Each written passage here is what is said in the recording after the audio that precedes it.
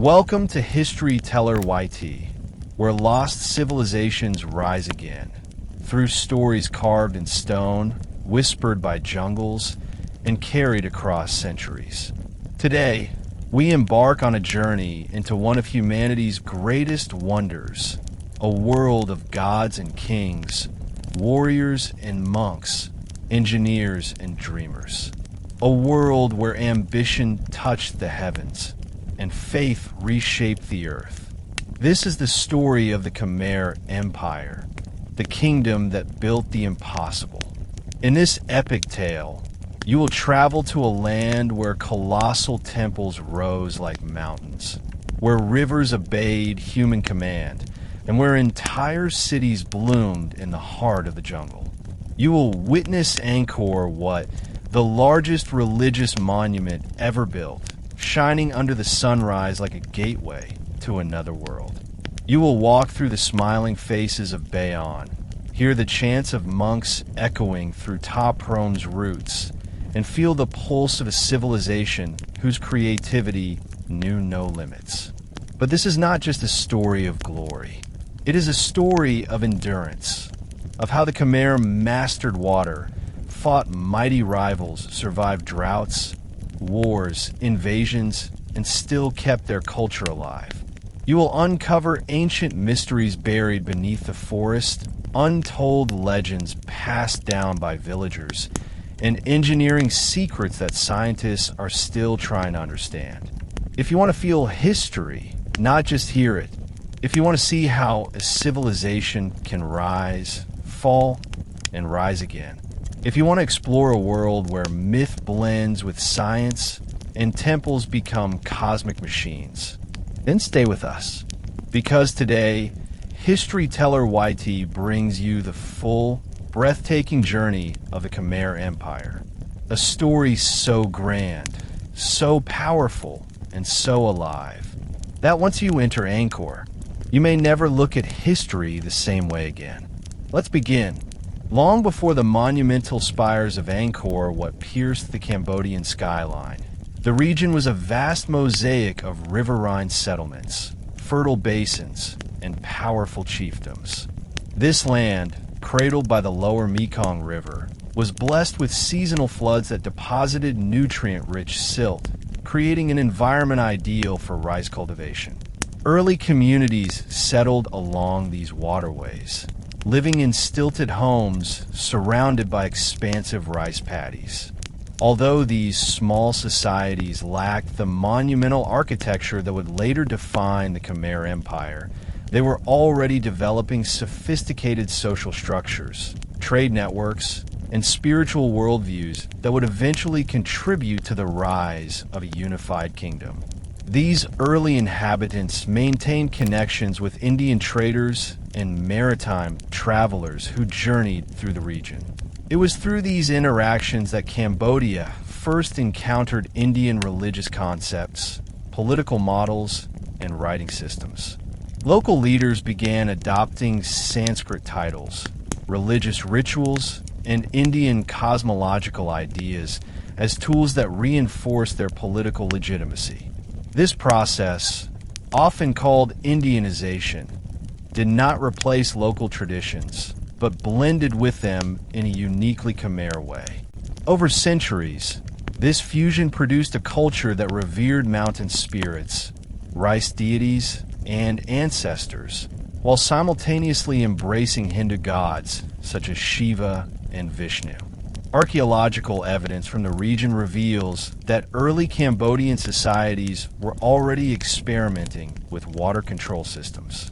Small reservoirs and canals helped stabilize agriculture during dry spells, allowing food surpluses that supported growing populations.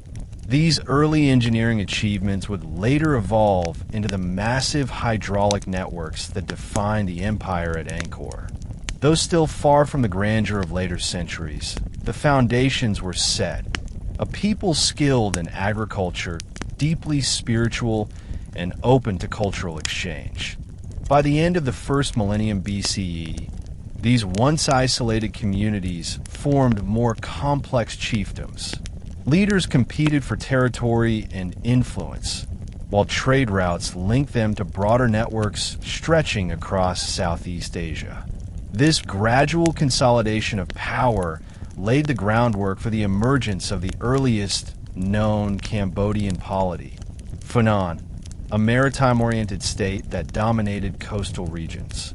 What followed, however, would eventually shift the center of power inland toward the heart of Cambodia, setting the stage for the rise of the kingdom that would build the greatest temple city on earth.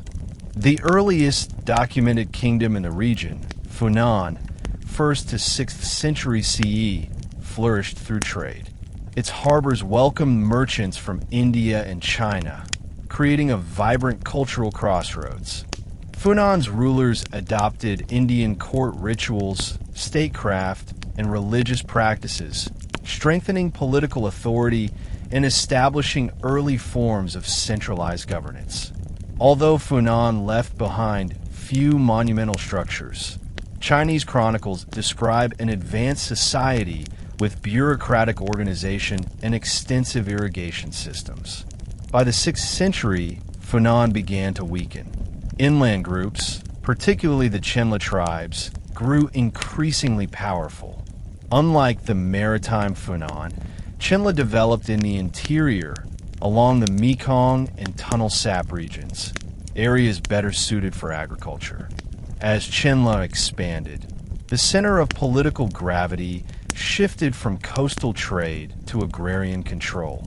The ability to command labor for irrigation and rice production became the main measure of political strength. Chenla eventually split into two spheres, Land Chenla, more agrarian and centralized, and Water Chenla, which struggled with marshy environments and constant conflict. This division foreshadowed issues that later Khmer rulers would face: how to unify vast territories, manage differing environments, and maintain stability amid regional rivalries. Despite its fragmentation, Chenla planted the seeds for the Khmer Empire. Its rulers built early temple structures, experimented with more advanced irrigation, and formalized political rituals that would influence later kings.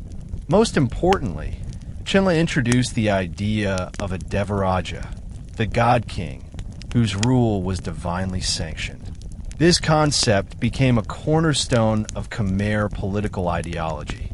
Devaraja ceremonies crowned kings not only as earthly rulers, but as living embodiments of gods, responsible for sustaining cosmic order. As Chenla declined during the 8th century, power struggles created a vacuum. For a time, the region faced instability and external pressure. But from this turbulence emerged a visionary leader, Jayavarman II, who would unify the Khmer people and inaugurate the era of Angkor in the early 9th century. A powerful chieftain named Jayavarman II returned to Cambodia after years of political turbulence. Various inscriptions describe him moving across the landscape, rallying local leaders and forging alliances. His ambition was nothing less than the unification of the land under a single sovereign. Jayavarman II recognized that to stabilize Cambodia, he needed not only political authority, but spiritual legitimacy. He understood that a king must stand above regional divisions and embody divine power. On the sacred mountain of Prohm Kulin around 802 CE, Jayavarman II proclaimed himself Suryavarman, the universal monarch, through a grand Devaraja ceremony. This event symbolically ended centuries of fragmentation and marked the beginning of the Khmer Empire. It also introduced a new political philosophy. The king was the pivot of the cosmos, responsible for maintaining harmony between heaven and earth. Temples, cities, and infrastructure became physical manifestations of this cosmic order. Jayavarman II established Hariharalaya, near modern-day Raluos, as one of the first Khmer capitals. Here, the empire began constructing its early temples and experimenting with architectural styles that would later culminate in Angkor Wat's magnificence. The city relied heavily on nearby rivers, which powered agricultural production and sustained a growing population. The new kingdom expanded gradually, absorbing smaller chiefdoms while building the bureaucratic and religious framework needed for future rulers. Jayavarman II's reign laid the foundation for three essential elements that defined the Khmer Empire: divine kingship, giving rulers unmatched spiritual and political authority; urban planning and temple construction, creating capital cities as cosmic centers; hydraulic engineering, enabling food security and massive populations. Although he did not live to see the empire's full magnificence, Jayavarman II created the blueprint. His successors, especially Indravarman I, Yasovarman I, Rajendravarman, Suryavarman II, and Jayavarman VII, would build upon it, transforming the Cambodian heartland into one of the most advanced civilizations of the medieval world. When Jayavarman II established the Khmer Empire, he set the ideological and political foundation, but it was his successors who began turning the kingdom into a landscape of vast temples, engineered reservoirs, and steadily expanding cities. Among them, Indravarman I, 877 to 889 CE, stands out as one of the most transformative early Angkorian kings.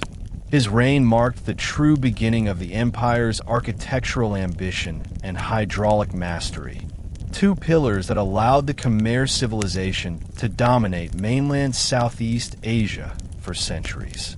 Indravarman I inherited a kingdom that was newly unified, but still lacking the infrastructural backbone needed for large-scale urbanization.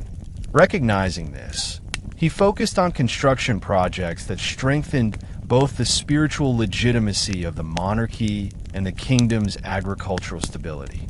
He ordered the construction of the Bayon Temple, one of the earliest large stone temples of the empire. Built in a tiered, pyramid-like structure symbolizing Mount Meru, Bayon became a prototype for future Angkorian temple mountains. These structures were not merely religious monuments. They were tangible declarations of divine kingship. By placing his temple at the center of political and religious life, Indravarman I reinforced the idea that the king acted as the bridge between the human realm and the gods. But the king's greatest innovation was the construction of the Indraditaka Baray, the first large-scale water reservoir of Angkor. This was not a simple lake. It was an engineered rectangle measuring several kilometers in length, created to store water during rainy seasons and release it during dry periods. The Baray allowed for multiple rice harvests per year, drastically increasing food production. With greater agricultural yields came population growth, stronger armies, and the ability to support massive building projects. Indravarman I's emphasis on engineering showed a new kind of Khmer vision, a king who could manipulate the landscape itself to ensure prosperity. This integration of religious symbolism, political authority, and hydraulic engineering would define the essence of Angkor's greatness. Although Indravarman I's reign lasted only about a decade, he set the empire on a trajectory of monumental expansion. His ability to blend spiritual power with practical governance helped transform the Khmer heartland into a fertile, stable, and increasingly urbanized region that future kings would develop into the world of temples and cities for which Angkor is now famous. Indravarman I's achievements paved the way for his son, Yasovarman I, 889 to 910 CE, one of the most influential kings in early Angkorian history. Yasovarman envisioned something larger than any previous ruler had attempted, a capital city that acted as a cosmic hub, surrounded by temples, reservoirs, production centers, and communities linked together by intricate roads and waterworks. It was Yayavarman I who founded Yasovarman, the first true city of Angkor, located near the vast Tonlé Sap Lake. A defining characteristic of Yasovarman's rule was his ability to blend spirituality with urban planning. His most important project, the East Baray, was a massive reservoir several times larger than the one built by his father. Measuring roughly 7 kilometers long and 2 kilometers wide, it was engineered with incredible precision. The East Baray supplied water to agricultural fields across the expanding city, ensuring food security for a growing population. More importantly, its scale demonstrated the king's mastery over the landscape, reinforcing his divine authority. Yayavarman I also built a large number of temples dedicated to ancestral worship and Hindu deities. These were not mere religious structures. They were part of a spiritual network that linked different regions of the kingdom to Angkor. By commissioning temples far beyond the capital center, he effectively extended his influence into distant provinces, using religious authority as a tool for political consolidation. This king was also notable for constructing temples atop natural hills. One of his most iconic structures is Prohm, a temple mountain that served as the spiritual center of Yasovarman. Built high above the surrounding plains, it symbolized the cosmic Mount Meru and served as a political statement visible from miles away. The temple's tiers represent the layers of the cosmos, reinforcing the idea that the king ruled from a divine center. Under Yayavarman I, Angkor transformed from a regional power into a centralized, urbanized capital, the nucleus of what would become the greatest empire in Southeast Asia. His achievements established the pattern for the massive growth that future rulers would continue. While kings built temples and engineered colossal reservoirs, the Khmer Empire's strength was rooted in its people.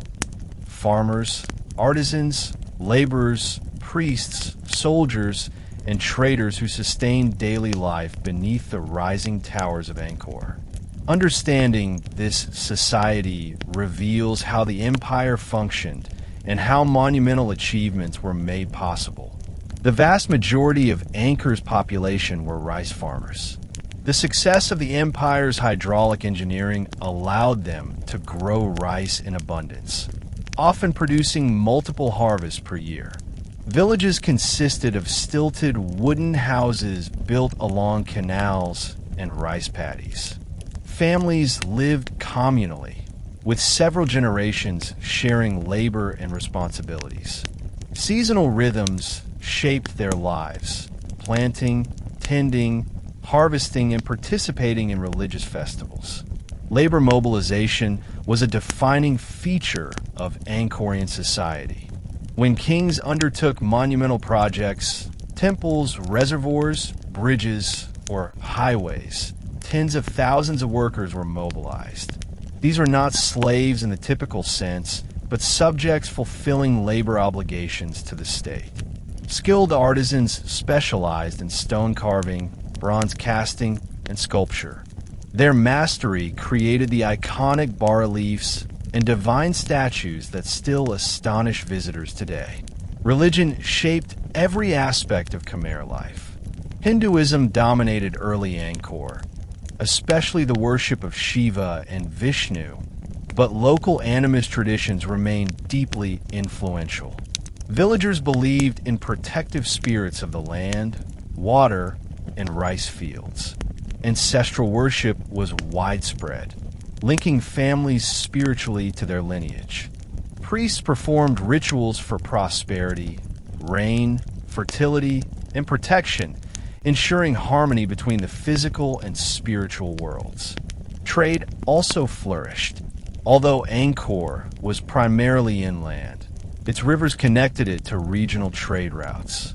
Merchants exchanged rice, ceramics, iron tools, spices, and forest products with neighboring kingdoms. This flow of goods helped support the growth of specialist industries and enriched the central administration. In daily life, the Khmer people lived modestly, but their collective efforts fueled an empire of extraordinary achievements. Their labor, beliefs, and community structures formed the foundation upon which towers of stone and cities of ambition were built. After the strong reigns of Indravarman I and Yasovarman I, the Khmer Empire went through periods of instability marked by rival claims to the throne and regional fragmentation.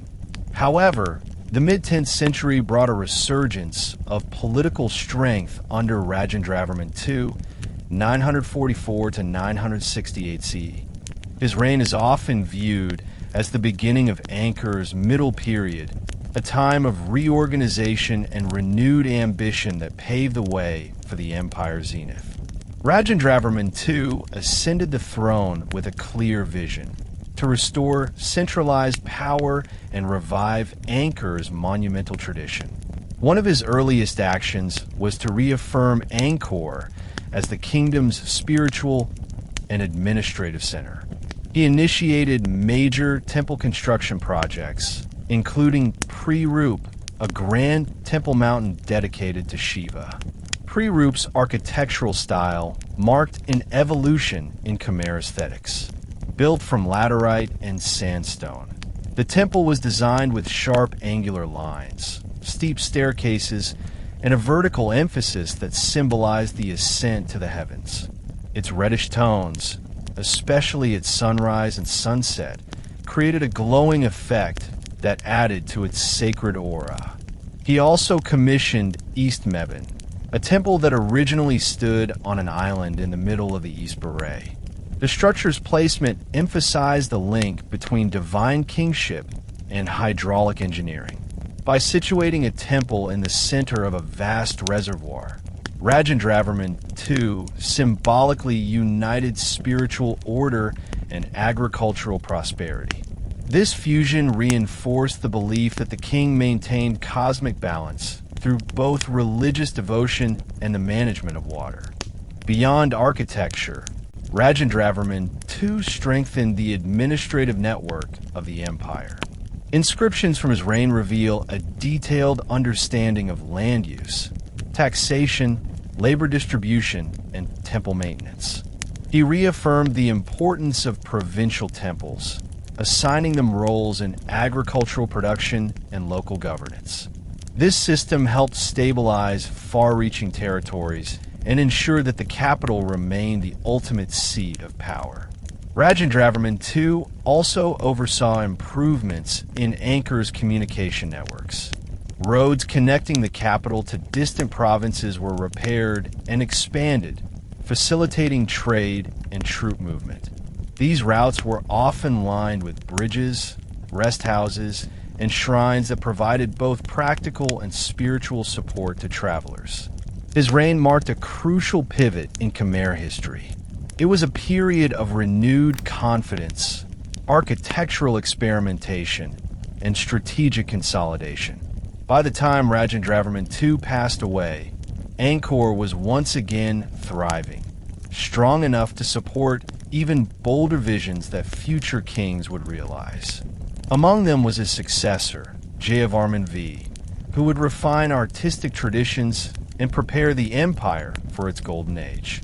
Jayavarman I, 968 to 1001 CE, the son of Rajendravarman II, inherited a kingdom that was politically stable and spiritually unified. Instead of focusing solely on expansion or hydraulic projects, he invested heavily in the cultural and artistic refinement of Angkor. His reign represents a golden chapter in the evolution of Khmer art, characterized by elegance, harmony, and a shift towards improved construction techniques. One of his most significant achievements was the construction of Ta Keo, intended to be one of the first massive temples built entirely from sandstone. Sandstone offered greater detail, smoother surfaces, and aesthetic flexibility compared to earlier materials like laterite. although Takeo was never fully completed, possibly due to a lightning strike interpreted as a bad omen. It marked a major architectural milestone. The temple's towering heights and bold design indicated an empire moving toward grander ambitions. Jayavarman I fostered an environment where scholars, sculptors, architects, and Brahmin priests enjoyed royal patronage. This cultivated artistic community contributed to the development of more naturalistic sculptures and refined bas-reliefs. Deities, guardians, and mythical beings carved during this period exhibit delicate facial expressions, fluid body forms, and intricately detailed jewelry. These artistic improvements laid the groundwork for the later masterpieces at Bani Sray and Angkor Wat. Another hallmark of Jayavarman I's reign was the reorganization of court rituals and religious institutions. He encouraged a balanced coexistence of Shiva worship, Vishnu worship, and ancestor cults. This inclusivity helped unify various groups within the empire, creating a shared religious framework that strengthened social cohesion. Jayavarman I also expanded education within the royal court. His reign witnessed the growth of scholarly centers where Brahmins taught astronomy, ritual sciences, Sanskrit literature, and temple architecture. This intellectual atmosphere supported innovations in engineering and artistic expression, contributing to the kingdom's long-term cultural resilience. Despite political tensions during his later years, Jayavarman I's contributions to Khmer culture endured. His reign demonstrated that the strength of an empire was not measured solely in monuments or conquests, but in the ability to cultivate creativity, scholarship, and artistic excellence. With these cultural foundations in place, future kings would lead Angkor into even greater architectural and political triumphs. No discussion of this era is complete without examining Bani Sray, a temple renowned as the jewel of Khmer art. Built during the late 10th century, slightly after Jayavarman I's reign, but influenced by his artistic environment, Bani Sray stands apart from other Angkor temples. Its scale is smaller, its layout more intimate, and its materials more delicate. Yet its beauty surpasses almost every structure in the region. Bani Sray was dedicated to the Hindu god Shiva and commissioned not by a king, but by 2 Brahmin officials. This alone makes it unique, as most Khmer temples were royal projects. The temple's design reflects a mastery of proportion and symmetry despite its modest size. Constructed from pink sandstone, the temple glows warmly in sunlight and allows for extraordinarily intricate carvings. These carvings include detailed depictions of Hindu myths, battles between gods and demons, stories of Ravana shaking Mount Kailash, and scenes of youthful Krishna defeating enemies. What distinguishes Bani Sray is not only the complexity of its carvings, but the finesse. Every lintel, pediment, and doorway is adorned with delicate lines and patterns, sharper and more refined than those found on much larger temples. The temple's surfaces seem almost embroidered in stone, giving a softness and visual richness uncommon in Khmer architecture. Bani Sray also reveals insights into the religious life of the time. The temple emphasizes personal devotion, scholarship, and the relationship between Brahmin priests and kings. It stands as evidence that cultural brilliance in the Khmer Empire extended beyond royal courts and into intellectual and spiritual communities.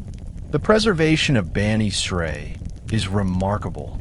Despite centuries of weathering, many of its carvings remain sharp, allowing modern visitors to glimpse the artistic genius of Khmer craftsmen. The temple's beauty became so admired that it inspired restorations and studies in the early 20th century, which played a major role in global interest in Angkor. As the 10th century closed, the Khmer Empire was poised for greatness.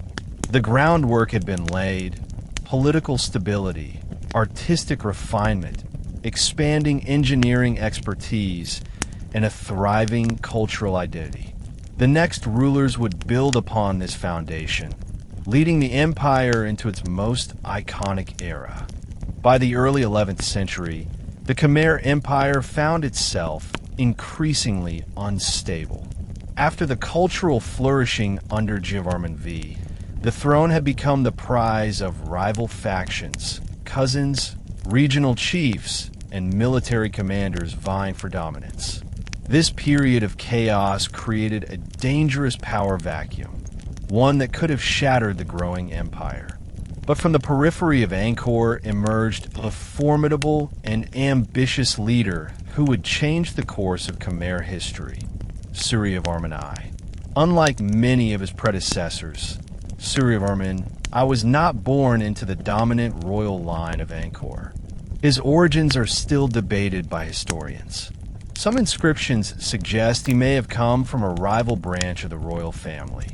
Others imply he may have been raised in the western regions of the Khmer sphere near present-day Thailand. Regardless of his exact origins, what is clear is that Suryavarman was a strong military strategist with exceptional political talent. His rise to power was not peaceful. Suryavarman I engaged in a long series of battles against multiple claimants to the throne. His determination, tactical brilliance, and ability to inspire loyalty among his warriors allowed him to defeat these rivals one by one. It took several years of brutal conflict, but ultimately he secured the throne and was crowned king, marking the beginning of one of the strongest and most transformative reigns in Khmer history. Once in power, Suryavarman I immediately turned his attention to restoring order across the empire. He strengthened the administrative machinery, curbed the influence of ambitious nobles, and reorganized provincial leadership to ensure loyalty to the crown. His reforms brought stability, efficiency, and renewed confidence in the central authority. But perhaps his most important contribution was his expansionist vision. Under Suryavarman I, the Khmer Empire extended farther west and north than ever before. He solidified control over large parts of present-day Thailand and Laos, expanding the empire's borders and strengthening its influence over regional trade routes.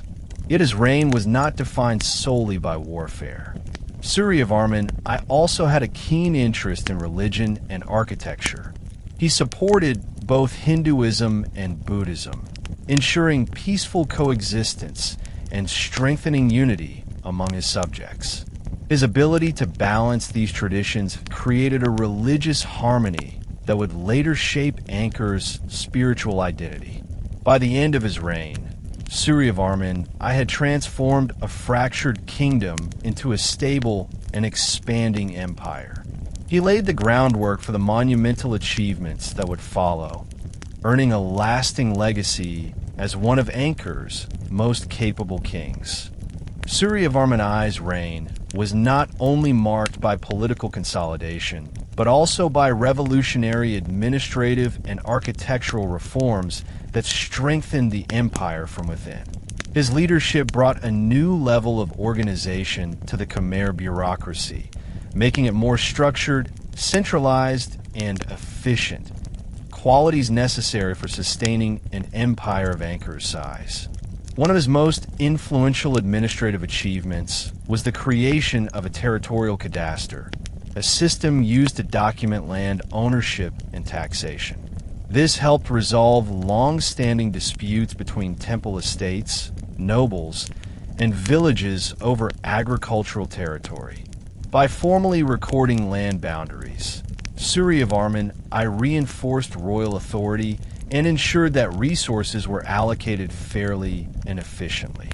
This system allowed for better tax collection and reduced corruption, increasing the power and stability of the monarchy. He also reorganized the hierarchy of local governors and district chiefs, replacing untrustworthy leaders with loyal officials who aligned with his vision of imperial unity. This restructuring allowed Suryavarman I to maintain better control over distant provinces, many of which had previously acted semi-independently. His reforms reduced the risk of rebellion and allowed resources to flow more smoothly into the capital. On the architectural front, Suryavarman I was a king of innovation. His most famous construction is Phimianaka's, a temple located inside the royal palace complex. Built as a pyramid-like structure with multiple tiers, Phimianaka's symbolized the spiritual center of the king's authority. Legends suggest that Suryavarman I and future kings performed nightly rituals at the temple to ensure the prosperity and protection of the kingdom. Another major project was the West Baray, one of the largest reservoirs ever built in the Khmer Empire. This colossal structure stretched nearly 8 kilometers in length and was a marvel of ancient engineering. Its construction demonstrated both Suryavarman I's organizational power and the mastery of Khmer hydraulic technology.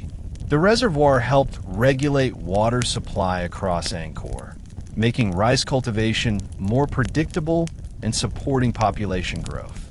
Suryavarman I also constructed numerous roads, bridges, and administrative centers. These infrastructure improvements strengthened communication between provinces and the capital, allowing for rapid mobilization of labor and military forces.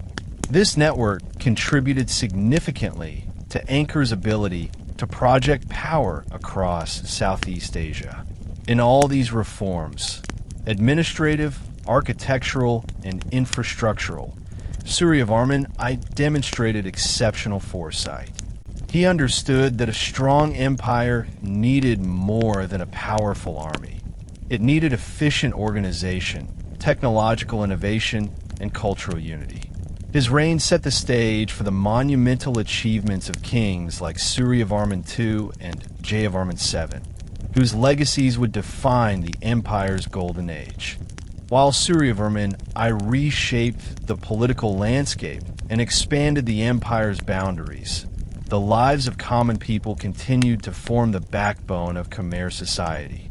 Understanding daily life during his reign provides a deeper insight into how the empire functioned on a practical level and how its monumental achievements were supported by millions of ordinary men and women. Agriculture remained the heart of the Khmer economy. The construction of the West Baray helped regulate water levels, allowing farmers to grow rice more consistently throughout the year. Rice fields stretched across the plains surrounding Angkor, and families planted, tended, and harvested crops based on seasonal rhythms. Labor was shared among extended family networks, and communal cooperation was essential for managing irrigation, clearing fields, and maintaining canals. Villages consisted of clusters of wooden, stilt houses, each surrounded by gardens and rice paddies. Daily activities revolve around farming, cooking, weaving, tool-making, and participating in religious rituals. Women played crucial roles in textile production and local market trade, while men handled farming, maintenance work, and temple labor obligations. Temples served as both religious centers and community hubs. They offered education in writing, rituals, astronomy, and moral teachings. Priests performed ceremonies to ensure good harvests, protect villages from misfortune, and maintain harmony between the spiritual and physical worlds. The coexistence of Hinduism and Buddhism created a rich spiritual environment where people worshipped Shiva, Vishnu, and Buddha simultaneously. Trade and craftsmanship flourished during this era. Artisans specialized in pottery, bronze casting, jewelry making, and sculpture. Markets offered goods such as rice, salt, fish, palm sugar, spices, and handmade textiles. Traders traveled along river routes to exchange products with nearby regions. While Suryavarman I reshaped the political landscape and expanded the empire's boundaries, the lives of common people continued to form the backbone of Khmer society. Understanding daily life during his reign provides a deeper insight into how the empire functioned on a practical level and how its monumental achievements were supported by millions of ordinary men and women. Agriculture remained the heart of the Khmer economy. The construction of the West Baray helped regulate water levels, allowing farmers to grow rice more consistently throughout the year. Rice fields stretched across the plains surrounding Angkor, and families planted, tended, and harvested crops based on seasonal rhythms. Labor was shared among extended family networks, and communal cooperation was essential for managing irrigation, clearing fields, and maintaining canals. Villages consisted of clusters of wooden, stilt houses, each surrounded by gardens and rice paddies. Daily activities revolve around farming, cooking, weaving, tool-making, and participating in religious rituals. Women played crucial roles in textile production and local market trade, while men handled farming, maintenance work, and temple labor obligations. Temples served as both religious centers and community hubs. They offered education in writing, rituals, astronomy, and moral teachings.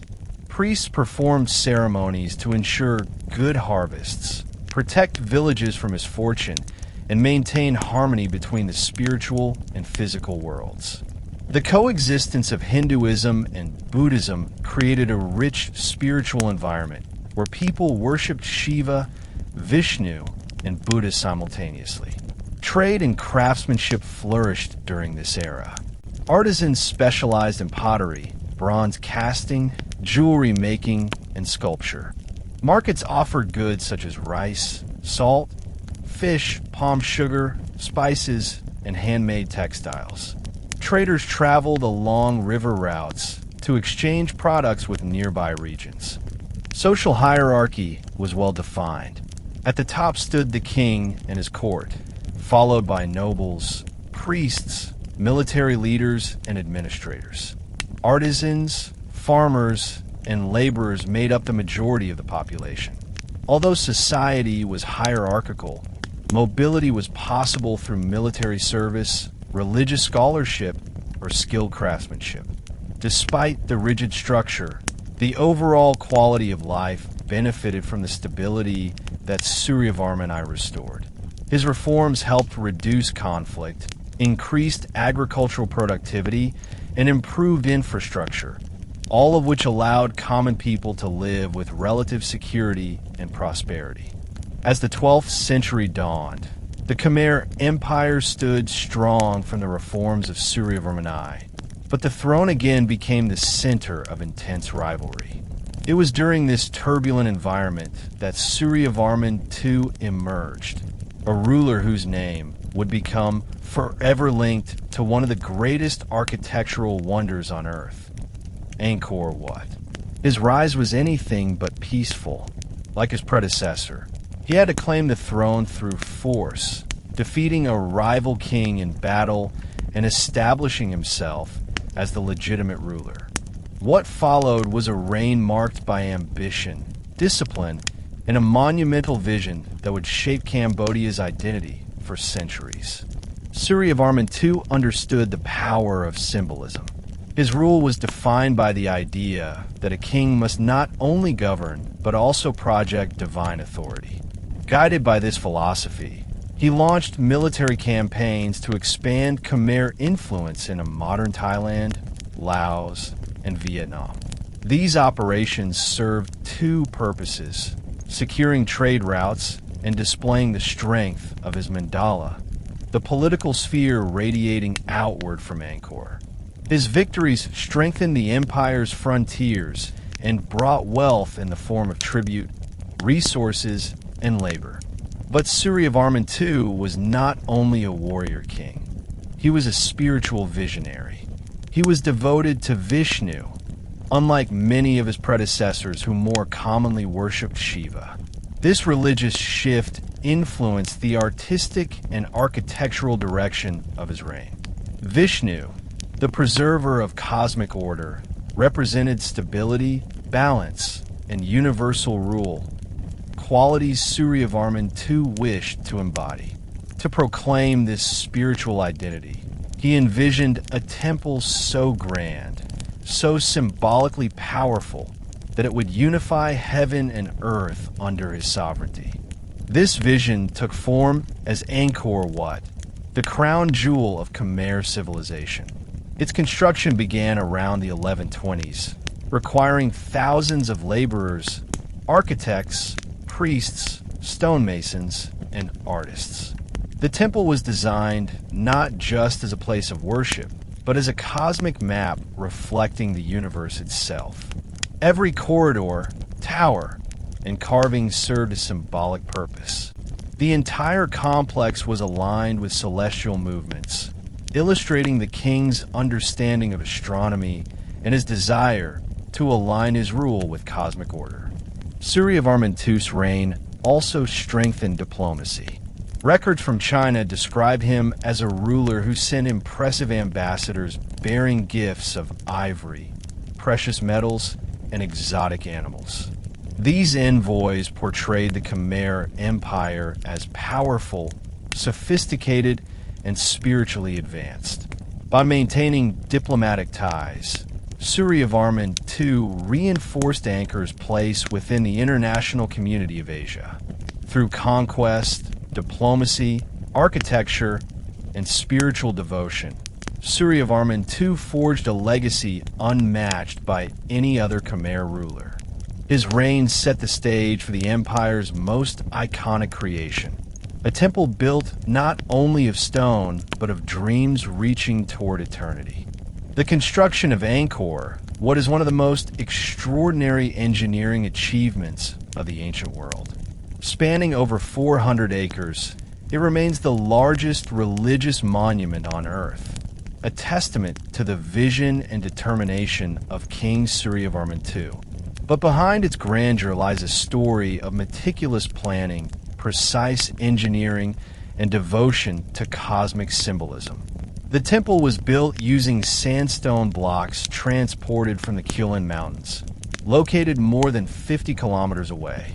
Hundreds of thousands of blocks, some weighing several tons, were moved using canals, rafts, and coordinated labor. The scale of organization required for this operation is staggering. Engineers had to carve, transport, shape, and position each stone with astonishing precision, often fitting blocks so tightly that no mortar was needed. At its heart, Angkor, what is a temple mountain, symbolizing Mount Meru, the sacred mountain at the center of the Hindu universe. The 5 towers represent the peaks of Meru, while the surrounding galleries represent cosmic oceans and mountain ranges. The entire structure is oriented to the west, a direction associated with Vishnu, the preserver. This unusual orientation suggests that Angkor, what may have been both a temple and a mausoleum intended for Suryavarman II's afterlife. One of the most breathtaking features of Angkor, what is its extensive bas-relief carvings, stretching nearly a kilometer in total length. These carvings depict scenes from Hindu mythology, such as the churning of the ocean of milk, battles from the Mahabharata and Ramayana, and historical processions honoring Suryavarman II himself. The level of detail is extraordinary. Every figure, ornament, and expression carved with artistic mastery. These reliefs were not mere decorations. They serve as moral lessons, political propaganda, and spiritual teachings for the Khmer people. The builders of Angkor, what displayed incredible ingenuity. They engineered hidden stabilizing chambers to support the structure's weight, designed advanced drainage systems to withstand monsoon rains, and carved perfectly symmetrical towers that aligned with astronomical events such as the spring equinox. Observers have noted that at certain times of the year, the sun rises directly behind the central tower, reinforcing the temple's connection to celestial cycles. Angkor Wat also functioned as an administrative and economic center. Surrounding the main temple were residential areas for priests, scholars, artisans, and administrators who worked to maintain rituals and manage temple lands. The complex included libraries, shrines, ponds, and pavilions, all designed to reflect harmony between the human and divine. By the time construction concluded, Angkor Wat had become more than a royal monument. It was a symbol of Khmer identity, an impressive demonstration of engineering, and a spiritual beacon linking the earthly kingdom of Suryavarman II with the heavens. The reign of Suryavarman II was a time of growth, energy, and cultural vibrancy.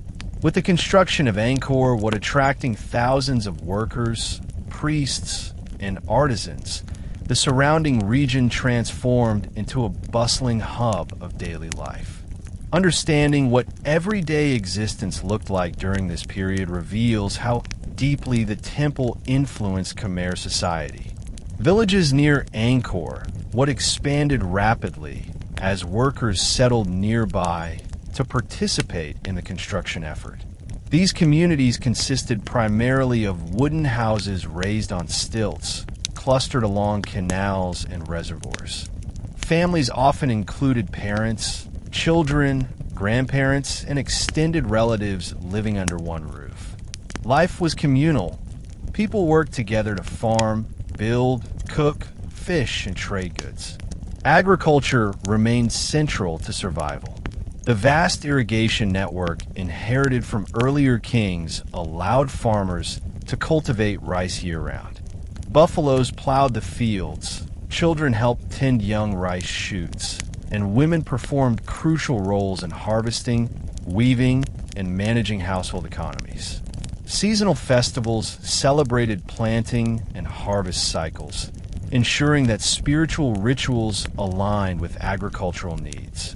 The construction of Angkor Wat required enormous labor, but it was organized through a system of corvée or state-mandated service. Most workers were not slaves. Rather, they were farmers and villagers who provided labor as part of their obligations to the kingdom. Skilled artisans, stone carvers, sculptors, builders, and painters held special status due to their craftsmanship.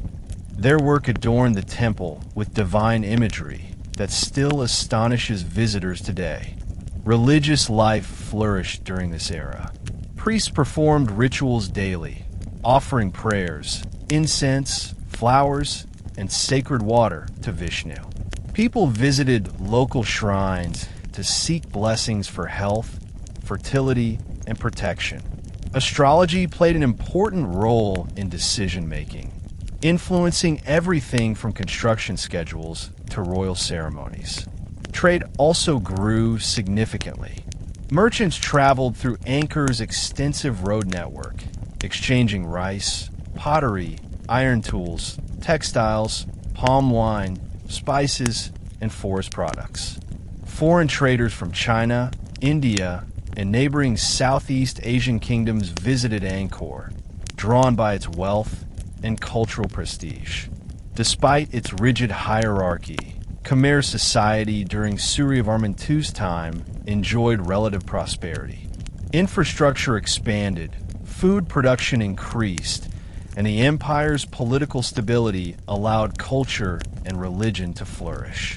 Life around Angkor Wat was defined by both the ordinary rhythms of farming and the extraordinary presence of a sacred monument rising above the horizon. A constant reminder of the king's divine authority and the spiritual heartbeat of the Khmer Empire. The death of Suryavarman II in the mid-12th century left a power vacuum that plunged the Khmer Empire into uncertainty. Although his grand masterpiece, Angkor Wat, stood as a monumental triumph, his passing triggered a rapid unraveling of political unity. The throne became the focus of fierce competition, with several claimants and regional factions vying for dominance. Without the firm leadership of a charismatic and militarily successful king, the empire's stability began to weaken. Historical inscriptions from this period are sparse, leaving scholars to reconstruct events through indirect evidence. However, what is clear is that the years following Suryavarman II's death were marked by increasing internal strife. Conflict erupted between rival nobles, provincial leaders, and generals, each seeking their own claim to authority. The empire's vast size, once a symbol of its strength, now became a burden. Distant territories grew difficult to control, and local rulers began asserting independence. This internal disunity created opportunities for neighboring powers to exploit Khmer weakness. One of the greatest threats came from the Kampa Kingdom, located along the coast of present-day Vietnam. Though the Khmer and Kampa had long been rivals, the weakened state of Angkor in the mid-1100s emboldened Kampa's military ambitions. The Khmer military, lacking unified command and torn by internal rivalries, struggled to defend its borders effectively. Meanwhile, the symbolic grandeur of Angkor, what could not compensate for the empire's growing administrative fractures. Food production, taxation, and labor mobilization suffered as provincial leaders prioritized local power over imperial unity. Temples and reservoirs required constant maintenance, but political instability reduced the capacity for coordinated public works. While Angkor Wat itself remained intact, many smaller structures and canals began to fall into disrepair. Amid this turmoil, the throne eventually fell to a king known as Jayavarman II, but his authority remained contested, and he lacked both the military talent and charisma needed to restore stability. His short reign marked a continuation of decline rather than a revival of strength. The empire's vulnerability reached a breaking point in 1177 when the Kampa launched one of the most devastating attacks in Angkorian history. Using a fleet of warships, they advanced up the Mekong and Tonlé Sap rivers, eventually reaching Angkor itself. The Cham forces sacked the city, killed the reigning king, and seized the capital in a dramatic and humiliating blow to Khmer pride. This catastrophic event marked one of the darkest hours in Khmer history, but it also set the stage for the rise of one of the most extraordinary kings the region would ever produce, a leader whose vision, resilience, and spiritual devotion would lift the empire out of chaos and lead it to a golden age. His name was Jayavarman II, and he would rebuild Angkor not only as a center of power, but as a beacon of Buddhist compassion. The Cham invasion of 1177 stands as one of the most dramatic and destructive events in the history of Southeast Asia. It was a moment that exposed the fragility of even the mightiest of empires, revealing how quickly internal discord could open the door to foreign aggression.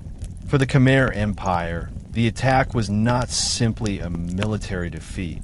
It was a psychological shock that shattered the myth of invincibility and forced a complete reevaluation of leadership and identity.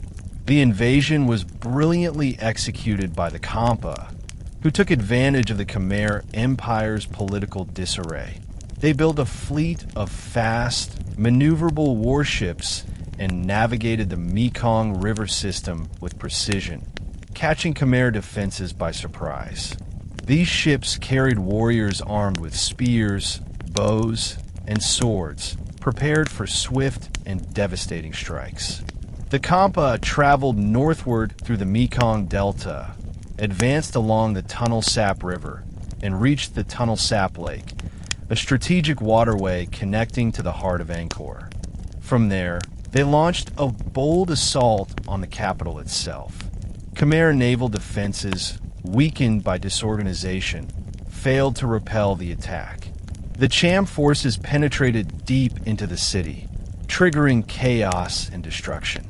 Contemporary depictions carved later under Jayavarman II vividly portray this traumatic event. These bas-reliefs show Khmer defenders in small boats desperately resisting the Cham assault while the invaders launch arrows and spears from their ships. The scenes emphasize turmoil, flames, and the collapse of royal authority. The king at the time, possibly Suryavarman, was killed in battle, and the invasion effectively decapitated the Khmer leadership. With the capital in ruins, temples defiled, and administrators displaced, the empire faced its lowest point in centuries.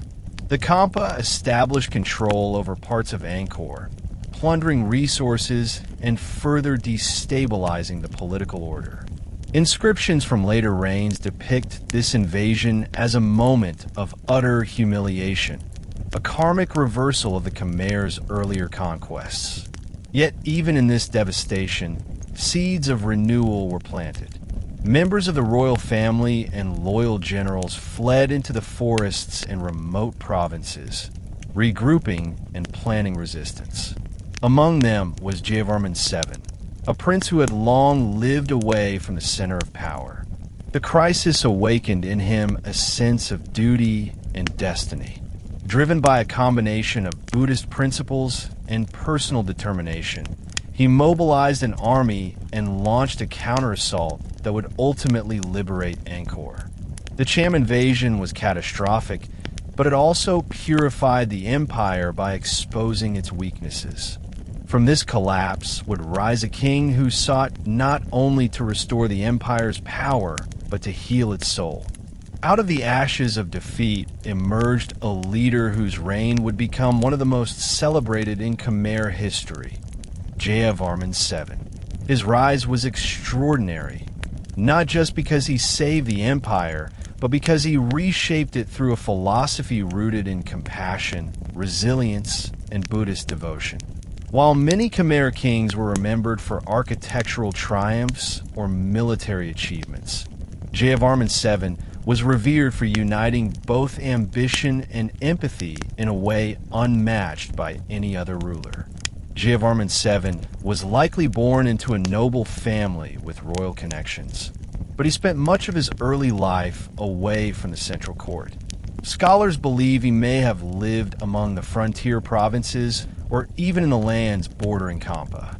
This distance from Angkor meant he was not entangled in the political rivalries that plagued the capital, allowing him to cultivate a broader perspective on leadership and responsibility. When the Cham invasion devastated Angkor in 1177, Jayavarman II saw it not as an end, but as a call to action. He began organizing resistance forces, gathering support from generals, monks, provincial leaders, and common villagers who had lost family members to the Cham invasion. His campaign was not merely military, it was spiritual. He believed that restoring the kingdom was a sacred duty, and that suffering should be alleviated wherever possible. His counterattack against the Cham was swift and decisive. Through strategic battles, alliances, and relentless determination, Jayavarman II drove the Cham forces out of Angkor and re-established Khmer sovereignty. By 1181, he was crowned king, and his reign marked the beginning of a dramatic rebirth for the empire.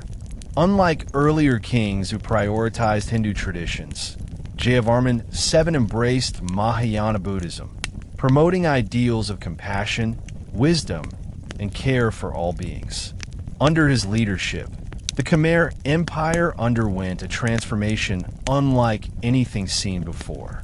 His architectural projects, Bayon, Prohm, Khan, and the vast network of roads and hospitals, reflected his devotion to the Bodhisattva ideal, the vow to relieve human suffering. Jayavarman VII did not merely rebuild Angkor, he reimagined it. For him, temples were not only monuments to divine kingship, but sanctuaries for healing, knowledge, and spiritual growth. His reign ushered in a golden age of Khmer art, architecture, urbanization, and humanitarian governance. From the darkness of the Cham invasion emerged one of the greatest leaders in Southeast Asian history. Jayavarman I's rise demonstrated that true greatness lies not only in power, but in the ability to restore, uplift, and heal an entire civilization. When Jayavarman II ascended the throne in 1181, the Khmer Empire was still reeling from the humiliation and destruction of the Cham invasion. The psychological wounds ran deep. Cities had been pillaged, temples desecrated, and the spirit of the people had been shaken. Yet within this broken landscape, Jayavarman VII saw not despair, but the opportunity for renewal. Unlike many prior rulers who governed through fear, conquest, or divine assertion, Jayavarman VII led with the guiding philosophy of Mahayana Buddhism, emphasizing compassion, healing, and the alleviation of suffering. His reign marked a radical shift in the spiritual and political identity of the Khmer Empire. Central to his vision was the belief that the king's duty extended beyond maintaining order or expanding territory. He believed a ruler must care for his subjects as a father cares for his children. This paternalistic and compassionate worldview is expressed in inscriptions from his reign, including a remarkable passage stating that he suffered more from the illnesses of his subjects than from his own.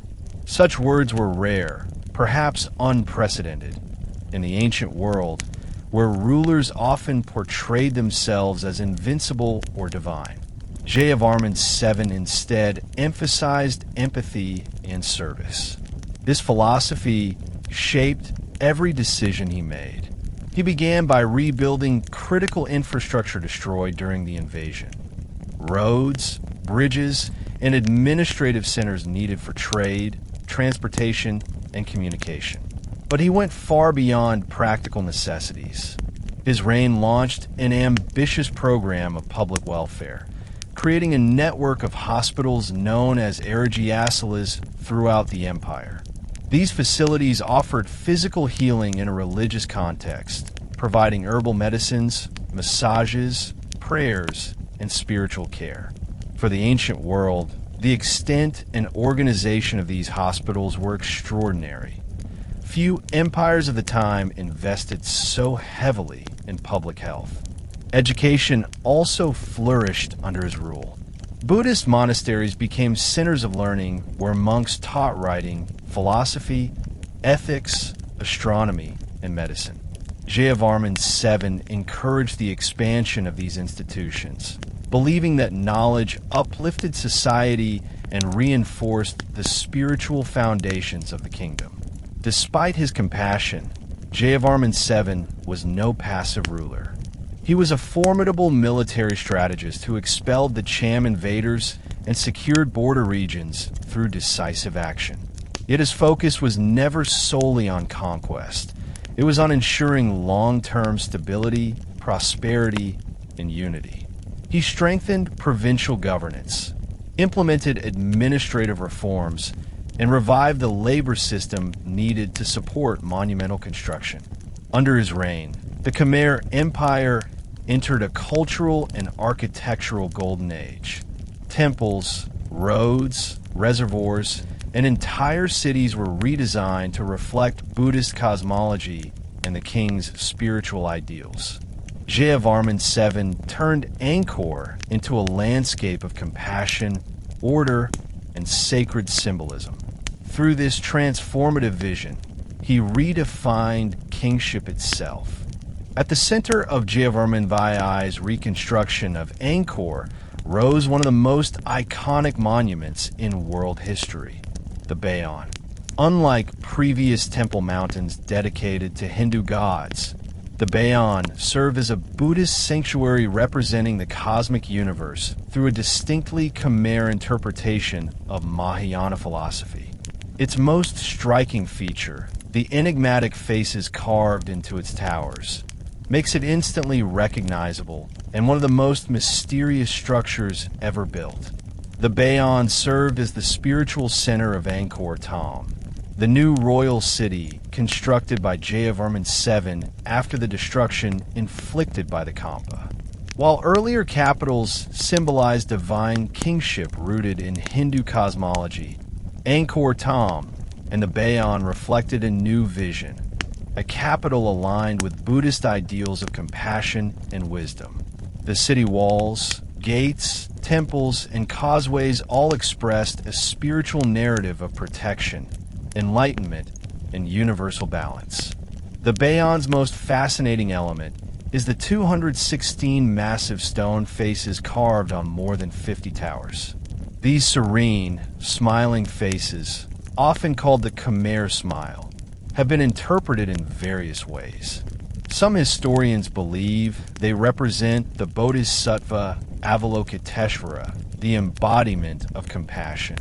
Others argue they represent Jayavarman II himself, merged symbolically with divine compassion to show that the king watched over his subjects with benevolence. This dual interpretation reflects the king's unique blend of political authority and spiritual devotion. Inside the Bayon, bas-reliefs carved along its galleries depict scenes of everyday life, military battles, festivals, and historical events. These carvings are invaluable because they offer a window into Khmer society more detailed than any other temple. We see markets bustling with traders, women cooking meals, fishermen casting nets, children playing, warriors preparing for battle, and generals planning military campaigns. The reliefs also portray the dramatic naval battles between the Khmer and the Cham, immortalizing the empire's triumph over its invaders. Architecturally, the Bayon is complex and layered. Its layout appears chaotic upon first glance. A maze of corridors, staircases, towers, and chambers. Yet this complexity reflects profound symbolism. The temple represents the universe, with Mount Meru rising at the center. The multiple tiers symbolize spiritual realms, while the carvings depict the interplay between the earthly and divine worlds. The Bayon is the embodiment of Jayavarman I's reign, compassionate yet powerful, spiritual yet political, chaotic yet harmonious. It stands not only as a monument to Buddhist devotion, but as a testament to the resilience and creativity of the Khmer people. Even today, the smiling faces of the Bayon continue to evoke wonder and a sense of timeless serenity. Beyond the Bayon stood the expansive city of Angkor Thom, meaning the Great City, perhaps the most ambitious urban project in Southeast Asian history. Built after the Cham invasion, Angkor Thom represented both a physical and symbolic rebirth of the Khmer Empire. Spanning more than 9 square kilometers, it was designed not only as a fortified capital, but as a cosmic city embodying Buddhist cosmology and Jayavarman I's vision of compassionate rule. The city was surrounded by massive laterite walls, each stretching more than 3 kilometers in length and standing 8 meters high. These walls were encircled by a large moat symbolizing the cosmic ocean. Access to the city was granted through 5 monumental gates, one for each cardinal direction, plus an additional gate for royal processions. Each gate was adorned with colossal faces similar to those on the Bayon, representing the omnipresence of compassion and divine protection. Leading up to each gate were causeways lined with rows of deities and demons, each group pulling a giant Naga serpent in a symbolic reenactment of the churning of the ocean of milk, a central Hindu myth adapted seamlessly into Buddhist symbolism. This imagery represented the eternal struggle between good and evil and the cosmic process of creation, an appropriate metaphor for Jayavarman I's efforts to restore order after chaos. Inside the city, Jayavarman VII constructed administrative buildings, courts, military barracks, hospitals, and residences for officials and monks. One of his most important structures was Priya Khan, a vast monastic complex that served not only as a temple, but as an education center, hospital, and administrative hub. Nearby stood Ta Prohm, famously overgrown today with giant silk cotton trees, which Jayavarman VII dedicated to his mother. Priya Khan was dedicated to his father, reflecting his deep respect for family and ancestry. Angkor Thom also featured an advanced infrastructure network. Roads connected distant provinces, rest houses, dharmasalas, offered shelter to travelers, and hospitals provided care for the sick. Such facilities demonstrated Jayavarman VII's belief that a king should alleviate suffering wherever possible. Daily life within Angkor Thom was vibrant and diverse. Monks walked through the streets, performing rituals and teaching children. Artisans carved stone blocks for new temples, crafted bronze statues, or prepared offerings for ceremonies. Markets thrived with traders selling fruits, spices, cloth, ceramics, and fish brought from Tonlé Sap. Travelers from distant regions marveled at the city's organization and spiritual energy. Angkor Thom was the heart of Jayavarman VII's empire, a city that blended political authority, spiritual symbolism, and humanitarian ideals.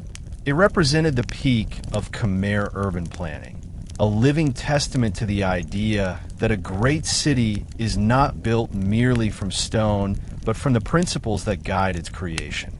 One of the most extraordinary aspects of Jayavarman VII's reign was his emphasis on infrastructure designed not only for military strength or economic efficiency, but for human welfare. While many ancient rulers focused on monuments that glorified their power, Jayavarman VII invested heavily in public works intended to support everyday life. His network of roads, rest houses, and hospitals was unparalleled in the ancient world and demonstrated his genuine commitment to the Buddhist ideal of compassion. Across the Khmer Empire, Jayavarman VII constructed more than 100 rest houses, known as dharmasalas, strategically placed along major highways. These buildings provided shelter for travelers, monks, merchants, envoys, and pilgrims moving between provinces.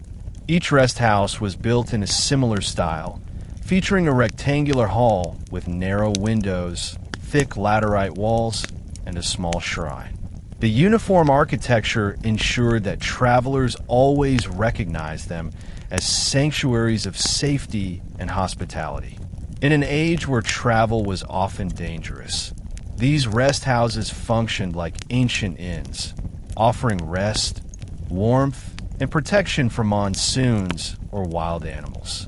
Even more revolutionary was his establishment of 102 hospitals, or erigiasalas, throughout the empire. Each hospital complex included treatment rooms, dormitories for patients, meditation halls, gardens for medicinal herbs, and shrines dedicated to healing deities. Inscriptions reveal that Jayavarman VII funded these institutions with rice fields, livestock, and laborers to ensure their long-term sustainability. Treatments combined herbal medicine, massage, spiritual rituals, and prayers to the bodhisattva of healing. While modern standards would not recognize these institutions as hospitals in the contemporary sense, for their time, they were astonishingly advanced. The king also built an extensive network of highways that connected Angkor to distant regions. These roads stretched hundreds of kilometers, linking territories in modern Thailand, Laos, and Vietnam. Stone bridges crossed major rivers and canals, allowing for smoother transportation of troops, goods, and information. Engineers carved roadside markers that listed distances, ensuring that travelers knew how far they had journeyed and how far remained. These roads allowed the Khmer Empire to manage an immense territory, collect taxes efficiently, and mobilize labor for public works. In designing this infrastructure, Jayavarman II displayed a rare blend of practicality and compassion. His roads were not just for armies. They were lifelines connecting communities. His rest houses were symbols of hospitality, and his hospitals reflected a profound understanding of human suffering. Few rulers in world history matched his commitment to the well-being of ordinary people.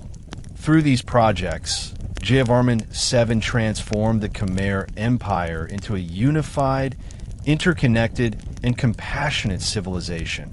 An empire where logistics and spirituality were intertwined, and where public welfare was seen as a sacred duty of the throne. Priya Khan, the temple for the father. Priya Khan, dedicated to Jayavarman II's father, was equally significant but served a different purpose. While Top Prohm emphasized emotional and spiritual devotion, Priya Khan functioned as a central administrative, educational, and religious complex. It was effectively a second capital, a northern counterpart to Angkor Wat. Priya Khan was home to universities that taught Buddhist philosophy, Sanskrit literature, medicine, astronomy, and law. It also housed teachers of Hindu traditions, reflecting Jayavarman II's respect for religious diversity. The temple's design incorporates long corridors, hidden chambers, libraries, and shrines that represent the king's desire to institutionalize knowledge and spiritual practice. The temple was also a monument to victory. Priya Khan's walls and gateways celebrate Jayavarman II's triumph over the Cham invaders, symbolizing the restoration of Khmer's sovereignty through both strength and compassion. Together, Top Prohm and Priya Khan form a pair of architectural masterpieces that fuse emotional memory, Buddhist symbolism, and imperial identity. They demonstrate that Jayavarman II's vision extended beyond grandeur. His temples were places of healing, learning, and remembrance, created to uplift both the living and the memory of those he loved. Under Jayavarman II's enlightened rule, the Khmer Empire entered one of the most prosperous and culturally rich periods in its history. Daily life flourished in ways that reflected both practical prosperity and spiritual devotion. Understanding the rhythm of life during this era helps illuminate how ordinary people contributed to and benefited from the empire's golden age. Most of the population lived in rural villages scattered around Angkor and along major waterways. Houses were built on wooden stilts to protect against floods and to allow ventilation during the hot season. Families cultivated rice in irrigated fields fed by canals and reservoirs. Jayavarman II's infrastructure improvements ensured that water flowed more consistently, reducing the risk of drought and improving agricultural output. In addition to rice farming, villagers grew fruit trees, raised chickens and pigs, and gathered forest products such as honey, medicinal plants, and resin. Fishing played a crucial role in daily sustenance, especially around the Tonlé Sap Lake, one of the richest freshwater ecosystems on Earth. Fish were dried, salted, or fermented into prahak, a traditional Cambodian preserved fish paste essential to the diet. Urban life in Angkor Wat was far more complex. Markets bustled with traders selling pottery, bronze tools, silk garments, carved wooden objects, and spices. Artisans worked in specialized workshops, producing statues, jewelry, and ceremonial objects for temples. Stone carvers, in particular, enjoyed high status, as they were essential to the king's many building projects. The presence of Buddhist monasteries created a spiritually vibrant atmosphere. Monks taught children to read, wrote manuscripts on palm leaves, performed rituals, and served as moral guides for the communities. The sound of chanting, bells, and ceremonial drums echoed across temple courtyards daily. Social life was structured but harmonious. The king and his court sat at the top, followed by nobles, priests, military officers, artisans, farmers, and laborers. Despite this hierarchy, Jayavarman VII's welfare projects, such as hospitals and rest houses, helped narrow the gap in access to basic services. Festivals were central to community life. Citizens celebrated Buddhist holidays with candlelit processions, offerings of flowers, music, and dance. Apsara dancers performed sacred movements that symbolized cosmic harmony, accompanied by traditional instruments like gongs, flutes, and drums. Daily life during this period was not without hardship. Disease, accidents, and natural disasters affected everyone. But the sense of unity and purpose cultivated by Jayavarman II created a strong cultural identity. People felt protected, cared for, and connected to their king's compassionate vision. Jayavarman VII's reign is remembered as one of the most remarkable golden ages in the history of Southeast Asia. Yet no empire can reach such heights without experiencing strain. In the final years of his reign, signs of exhaustion began to emerge throughout the Khmer state. The sheer scale of Jayavarman VII's building programs, temples, highways, hospitals, reservoirs, bridges, required immense resources, manpower, and coordination. While these projects elevated the empire to extraordinary heights, they also placed heavy demands on its population and treasury. The labor system known as corvée, which required subjects to contribute labor to state projects, was stretched to its limits. Thousands of workers were needed to quarry stone, transport materials, carve sculptures, build temples, and maintain the vast infrastructure network. Farmers had to divide their time between tending fields and fulfilling royal obligations, which sometimes threatened agricultural productivity. Although Jayavarman VII's compassionate philosophy aimed to uplift the people, the sheer volume of construction inevitably resulted in hardship for many communities. Moreover, the empire's military commitments continued even after the Cham were defeated. Jayavarman VII launched campaigns to secure territories in western and northern regions, particularly in modern-day Thailand and Laos. Maintaining these borders required a constant supply of soldiers, supplies, and resources. While the king's victories expanded Khmer influence, they also increased the logistical burdens on the empire. Economically, the vast temple complexes required constant maintenance and support. Temples like Ta Prohm and Priya Khan, which housed thousands of monks, scholars, dancers, laborers, and staff, functioned like enormous cities. They needed rice fields, livestock, artisans, trade goods, and administrators to sustain daily operations. This placed additional strain on temple estates and the administrative system. Another challenge was religious transition. The introduction of Mahayana Buddhism as the state religion created tensions with supporters of earlier Hindu traditions. While Jayavarman VII embraced Buddhism as a philosophy of compassion, some elites saw it as a disruption of centuries-old rituals tied to kingship and statecraft. These religious tensions did not erupt into open conflict during his reign, but they simmered beneath the surface, waiting to influence the political dynamics of later decades. By the time Jayavarman VII reached old age, the empire he built had become both magnificent and fragile. Magnificent in its architectural splendor, cultural sophistication, and administrative reach. Fragile in the immense demands placed on its people and the infrastructure needed to maintain such grandeur. Despite these challenges, Jayavarman VII remained revered.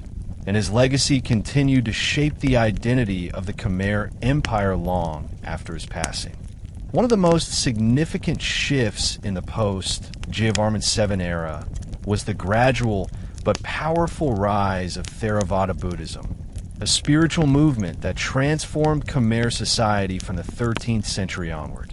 While Mahayana Buddhism had flourished under Jayavarman II, the arrival of Theravada monks from Sri Lanka and the Mon kingdoms of Thailand introduced a new religious worldview that resonated deeply with the common people. Unlike Mahayana Buddhism, which emphasized bodhisattvas, complex rituals, and large monastic institutions, Theravada Buddhism promoted a simpler path to enlightenment focused on personal meditation, moral behavior, and spiritual discipline. Its teachings were more accessible to villagers, farmers, and artisans, requiring fewer elaborate ceremonies and less dependence on a large religious hierarchy. As Theravada Buddhism spread through the countryside, it slowly reshaped spiritual life. Monasteries grew in number, often smaller and more modest than the grand temples of the Angkor era. Monks lived in simple wooden structures rather than monumental stone complexes. Rather than performing royal rituals, they focused on teaching ethics, meditation, and literacy. This shift democratized spiritual experience, giving ordinary people a direct path to religious practice. This new religious identity subtly undermined the political foundations of the Khmer Empire. For centuries, the institution of kingship had been intertwined with Hindu cosmology and the concept of the Devaraja, or God King. Jayavarman II's Buddhist reinterpretation softened this ideology, but still maintained a divine aura around the monarch. Theravada Buddhism, however, did not support the idea of kings as divine beings. Instead, it emphasized humility, impermanence, and the equality of all individuals. As more people embraced Theravada Buddhism, the ideological pillars that had supported massive temple construction and centralized authority began to weaken. Temples no longer required thousands of workers to build or maintain them. Royal patronage shifted from stone monuments to wooden monasteries, which were easier to build but lacked the political symbolism of earlier structures. This religious transformation did not destroy the Khmer Empire on its own, but contributed to a broader shift in cultural identity. The empire gradually moved away from monumental projects that showcased royal power and toward a decentralized spiritual network rooted in community monasteries.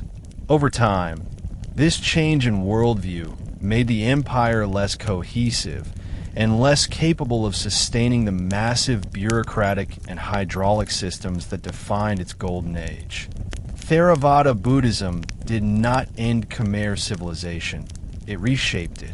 The Khmer people continued to thrive, but the Angkorian model of governance and monumental architecture slowly gave way to a new cultural era that valued simplicity, personal devotion, and spiritual introspection over imperial grandeur. While internal religious and administrative changes influenced the direction of the Khmer Empire, external pressures also played a critical role in its transformation.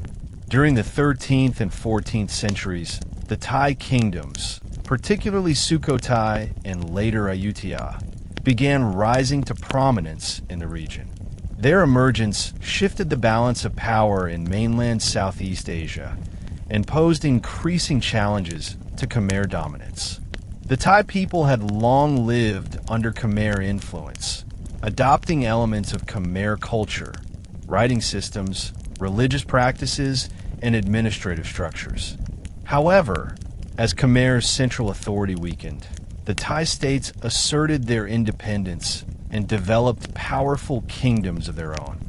Sukhothai, founded in the mid-13th century, became one of the most influential, promoting Theravada Buddhism and projecting military strength across the region. The Thai kingdoms took control of trade routes and territories that had once belonged to the Khmer Empire. Their armies were mobile, well-organized, and adept at warfare in both riverine and mountainous terrain.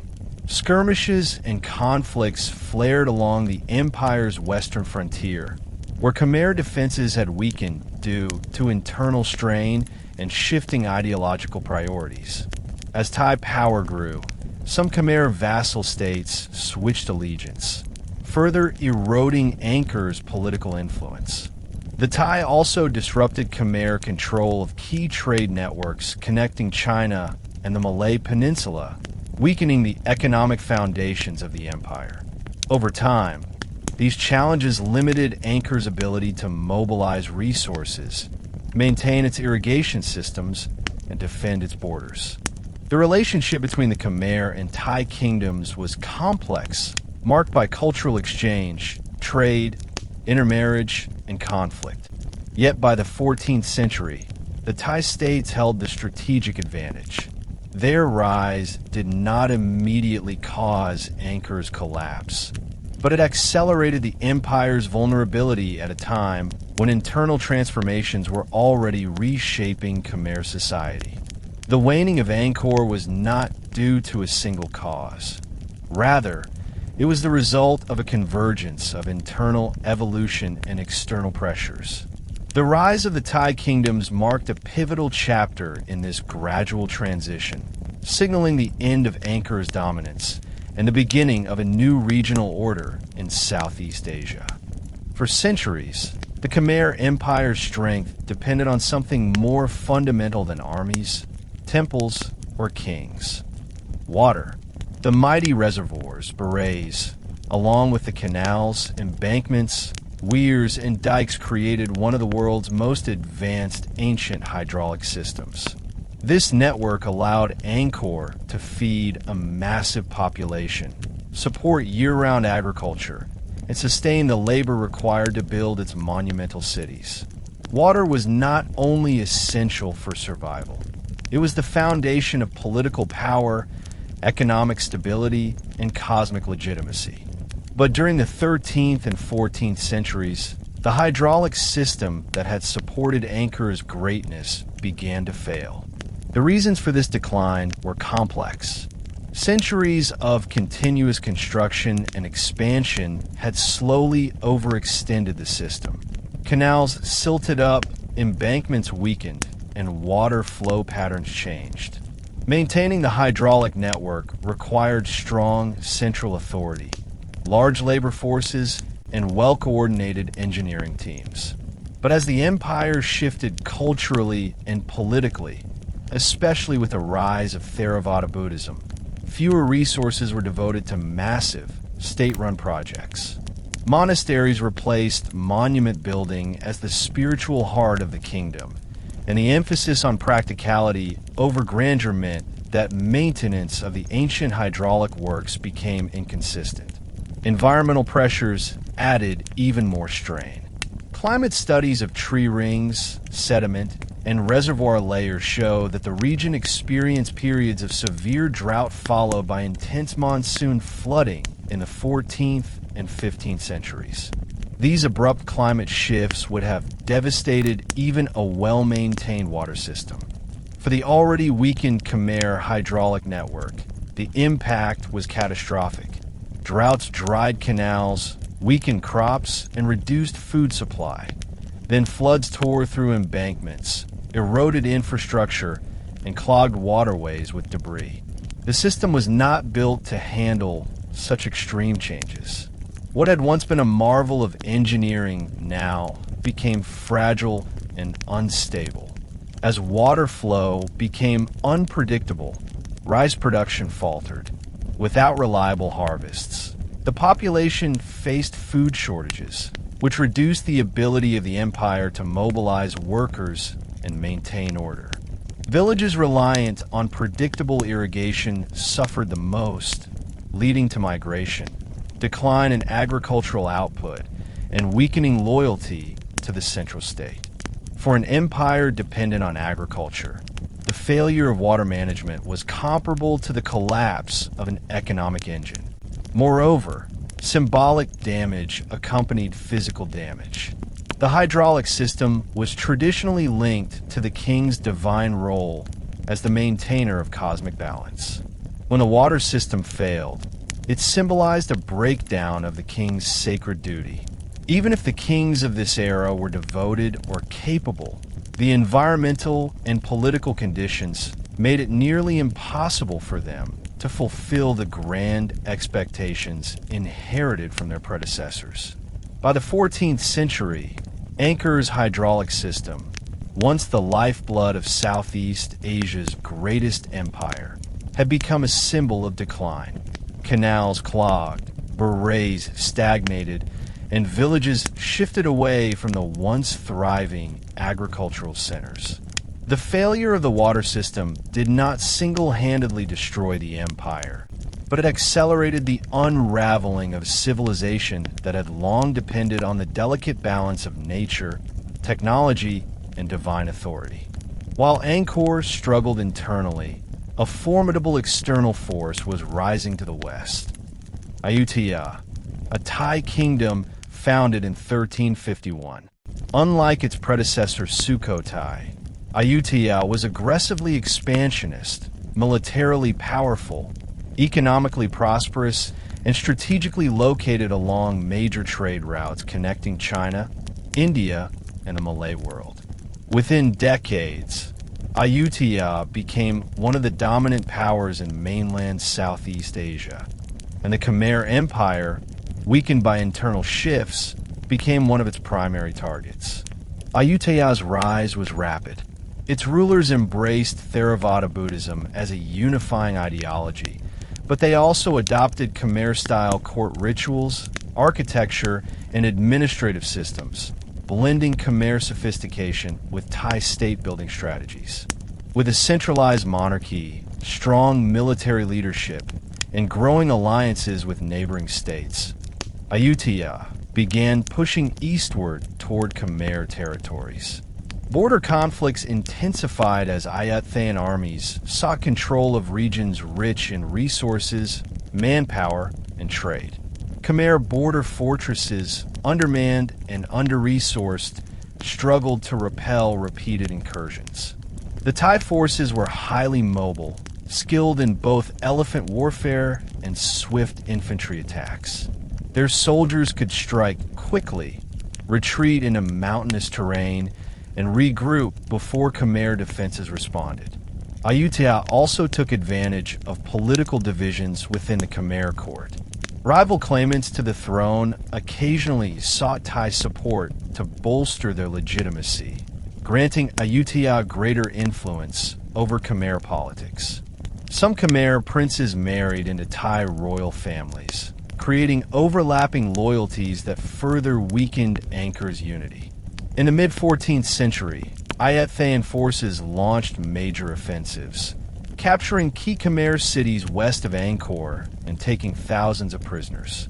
Skilled artisans, dancers, and priests were transported back to Ayutthaya, where they enriched Thai culture with Khmer traditions. This cultural transfer had a profound impact. Ayutthaya's court began adopting Khmer language scripts, architectural motifs, and ceremonial practices. By the 15th century, Ayutthaya had become one of Angkor's greatest threats. Its continuous military pressure created instability across Khmer territories, disrupted trade, and forced the Khmer kings to divert resources away from infrastructure and agriculture toward defense. While the Khmer Empire was not yet defeated, the balance of power had clearly shifted. Angkor was no longer the unchallenged ruler of the region. It was a vulnerable kingdom under the shadow of a rising giant. This escalating conflict set the stage for one of the most pivotal events in Southeast Asian history, the fall of Angkor itself. But before that moment came, the Khmer Empire would undergo profound internal transformations that further weakened its foundations. As the 14th and 15th centuries unfolded, ordinary life in the Khmer Empire changed dramatically. The grandeur of Angkor Thom and the massive stone temples still dominated the landscape, but the everyday rhythms of society had shifted. The population gradually dispersed from the monumental urban center into smaller villages and agricultural settlements, partly due to declining water management and partly because Theravada Buddhism encouraged simpler, more community-centered lifestyles. The once bustling city of Angkor Thom saw significant changes. Many of the massive temple monasteries no longer housed thousands of residents. Instead, smaller monastic communities took root, performing rituals, teaching children, and preserving Buddhist scriptures. The enormous stone complexes built by Jayavarman II were still sacred, but their practical functions had diminished. Wooden structures that had once filled the temple courtyards decayed over time, giving way to nature. Yet people continued living near the temples, using their courtyards for markets, gatherings, and festivals. Villages grew in importance as administrative power gradually decentralized. Local monks, elders, and community leaders managed daily affairs, resolving disputes and organizing communal projects. These communities developed strong internal solidarity, focusing on rice cultivation, fishing, weaving, and small-scale trade. The Tonlé Sap Lake remained crucial for survival, providing abundant fish, which villagers preserved and traded. As monumental temple building faded, artisans shifted to crafting wood, ceramics, textiles, and metal tools for local use. Khmer pottery and bronze objects became more practical than ornamental. Markets flourished in smaller towns rather than at the capital, reflecting changing population patterns. Young Khmer men increasingly served in local militias rather than imperial armies, as warfare became more regional. Some were recruited or captured by Thai and Lao kingdoms. Cultural exchange intensified. Khmer music, dance, and religious practices spread throughout Southeast Asia through both peaceful migration and forced relocation. Religious life centered on Theravada Buddhism, which emphasized simplicity and personal devotion. Monks wandered from village to village, teaching moral lessons, conducting ceremonies, and guiding meditation practices. Large state-sponsored rituals declined, replaced by smaller community gatherings. While the legacy of Angkor's Hindu and Mahayana Buddhist past remained visible in the stone temples, daily worship reflected the new spiritual outlook. Life in late Angkor was neither catastrophic nor stagnant. It was transitional. People adapted to new political realities, changing religions, and shifting environments. While the empire's monumental era was ending, Khmer culture remained alive, evolving into the foundation of modern Cambodian identity. By the dawn of the 15th century, the Khmer Empire stood at the intersection of environmental stress, shifting spiritual identity, weakened leadership, and increasing military pressure from neighboring states. While earlier centuries had seen dynamic creativity and monumental construction, this era was marked by adaptation, struggle, and the gradual erosion of the systems that once held Angkor together. The crisis of the 15th century was not sudden. It unfolded over decades as one pillar after another of Khmer stability weakened. The once grand hydraulic system that had fueled Angkor's agricultural abundance was no longer functioning at peak efficiency. Reservoirs were clogged with sediment. Canals had collapsed or lost their flow, and flood patterns shifted unpredictably. Without a reliable irrigation network, rice harvests fluctuated sharply from year to year. Food shortages hit rural communities hardest, prompting migration away from the Angkor heartland into areas less dependent on massive hydraulic infrastructure. This migration contributed to a slow depopulation of the urban center.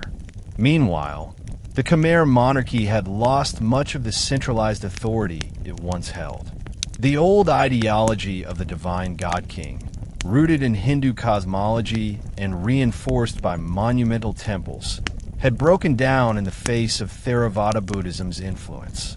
Kings were no longer seen as cosmic rulers, but as worldly leaders responsible for practical governance. While this shift made religion more accessible to common people, it also weakened the symbolic power that had once held the empire together. Without a unifying ideology, regional governors and nobles asserted greater autonomy. The royal court at Angkor experienced constant turnover. Kings ruled for short periods, struggled to maintain loyalty, and sometimes came to the throne under foreign influence. The elite factions that once collaborated under the direction of powerful rulers now competed for control, dividing resources and weakening the military. This political instability made it almost impossible to respond effectively to external threats. The greatest of those threats came from the expanding Thai kingdom of Ayutthaya. With a well-organized military, access to maritime trade wealth, and a strong central monarchy, Ayutthaya applied steady pressure on Khmer borders throughout the early 15th century. Khmer fortresses fell one by one, and border towns were depopulated or absorbed into the Thai state. The Khmer response was reactive, not strategic. Without sufficient resources, a unified military command, or the symbolic legitimacy that once rallied the population, the Khmer Empire struggled to mount an effective defense. As these pressures increased, Angkor, once the thriving center of a vast civilization, became increasingly vulnerable to attack.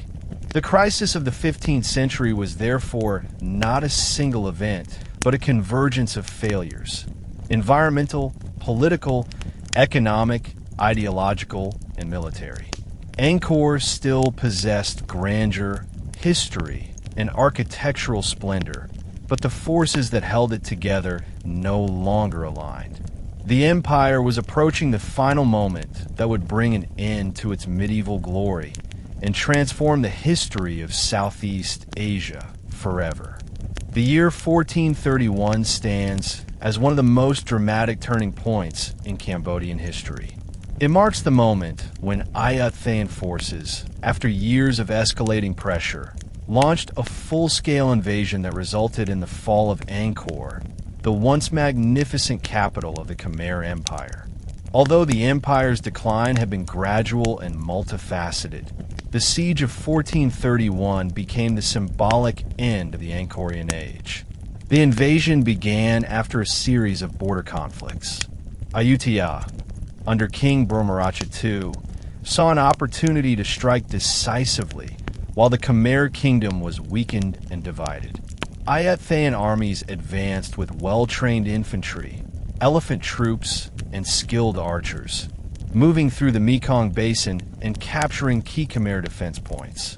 Their strategy was methodical, cutting off smaller provinces first, isolating Angkor from potential reinforcements. When the Thai forces reached Angkor, the city, once supported by a population of hundreds of thousands, could no longer defend itself effectively. Walls that had stood for centuries were manned by reduced garrisons. Temples that once symbolized divine power now served as shelters for refugees fleeing surrounding villages. The city's hydraulic system, which historically helped feed its defenders, had become unreliable, diminishing Angkor's ability to withstand a prolonged siege. Ayutthaya employed both military force and psychological tactics. According to later chronicles, the Thai attacked in waves, used fire arrows to destroy wooden structures inside the city, and cut supply lines to force the Khmer defenders into surrender. The months-long siege caused starvation, disease, and widespread despair among the city's inhabitants. Ultimately, the Khmer forces were overwhelmed. Angkor was captured, looted, and partially depopulated. Temples were spared from complete destruction. Ayathayan culture admired Khmer architecture and incorporated many Khmer artisans into their society. But administrative buildings and royal residences suffered heavy damage. Skilled artisans, scholars, dancers, monks, and royal family members were taken to Ayutthaya, where they contributed to the flourishing of Thai court culture. It is important to understand that while the fall of Angkor was devastating, it was not an apocalypse. Many Khmer people remained in the region. Temples continued to be used for religious practices. Villages in nearby areas adapted to new political realities. Angkor Wat itself was never abandoned. Monks continued to live there, and pilgrims visited it for centuries after the fall. However, the symbolic heart of the empire, the royal court, the administrative machinery, and the customs that supported the Angkorian state, relocated to the southeast, closer to river trade routes and away from vulnerable borders. Nearby cities such as Lovek, Longvek, and Phnom Penh emerged as new centers of political power in the following centuries. The fall of Angkor was not simply the end of a city. It was the end of an era. The Khmer Empire had been the dominant force in mainland Southeast Asia for centuries. Its fall marked the transition to a new political landscape dominated by Ayutthaya, Lan Xang, and the emerging Vietnamese state. Yet the Khmer people survived, adapted, and preserved their culture, ensuring that Angkor's legacy would never truly disappear. The fall of Angkor in 1431 did not mean the disappearance of the Khmer people or the extinction of their civilization. Instead, it marked a profound transformation, a shift in where and how Khmer society organized itself. In the decades following the fall, Cambodian life adapted to new environmental, economic, and political realities, gradually giving rise to the post-Angkorian era. The first major change was migration. As the hydraulic system collapsed and Ayutthaya established influence in the northwestern regions, many Khmer people moved southward and eastward. They settled near the navigation routes of the Mekong and Tonlé Sap rivers, where agriculture relied less on massive reservoirs and more on natural flood cycles.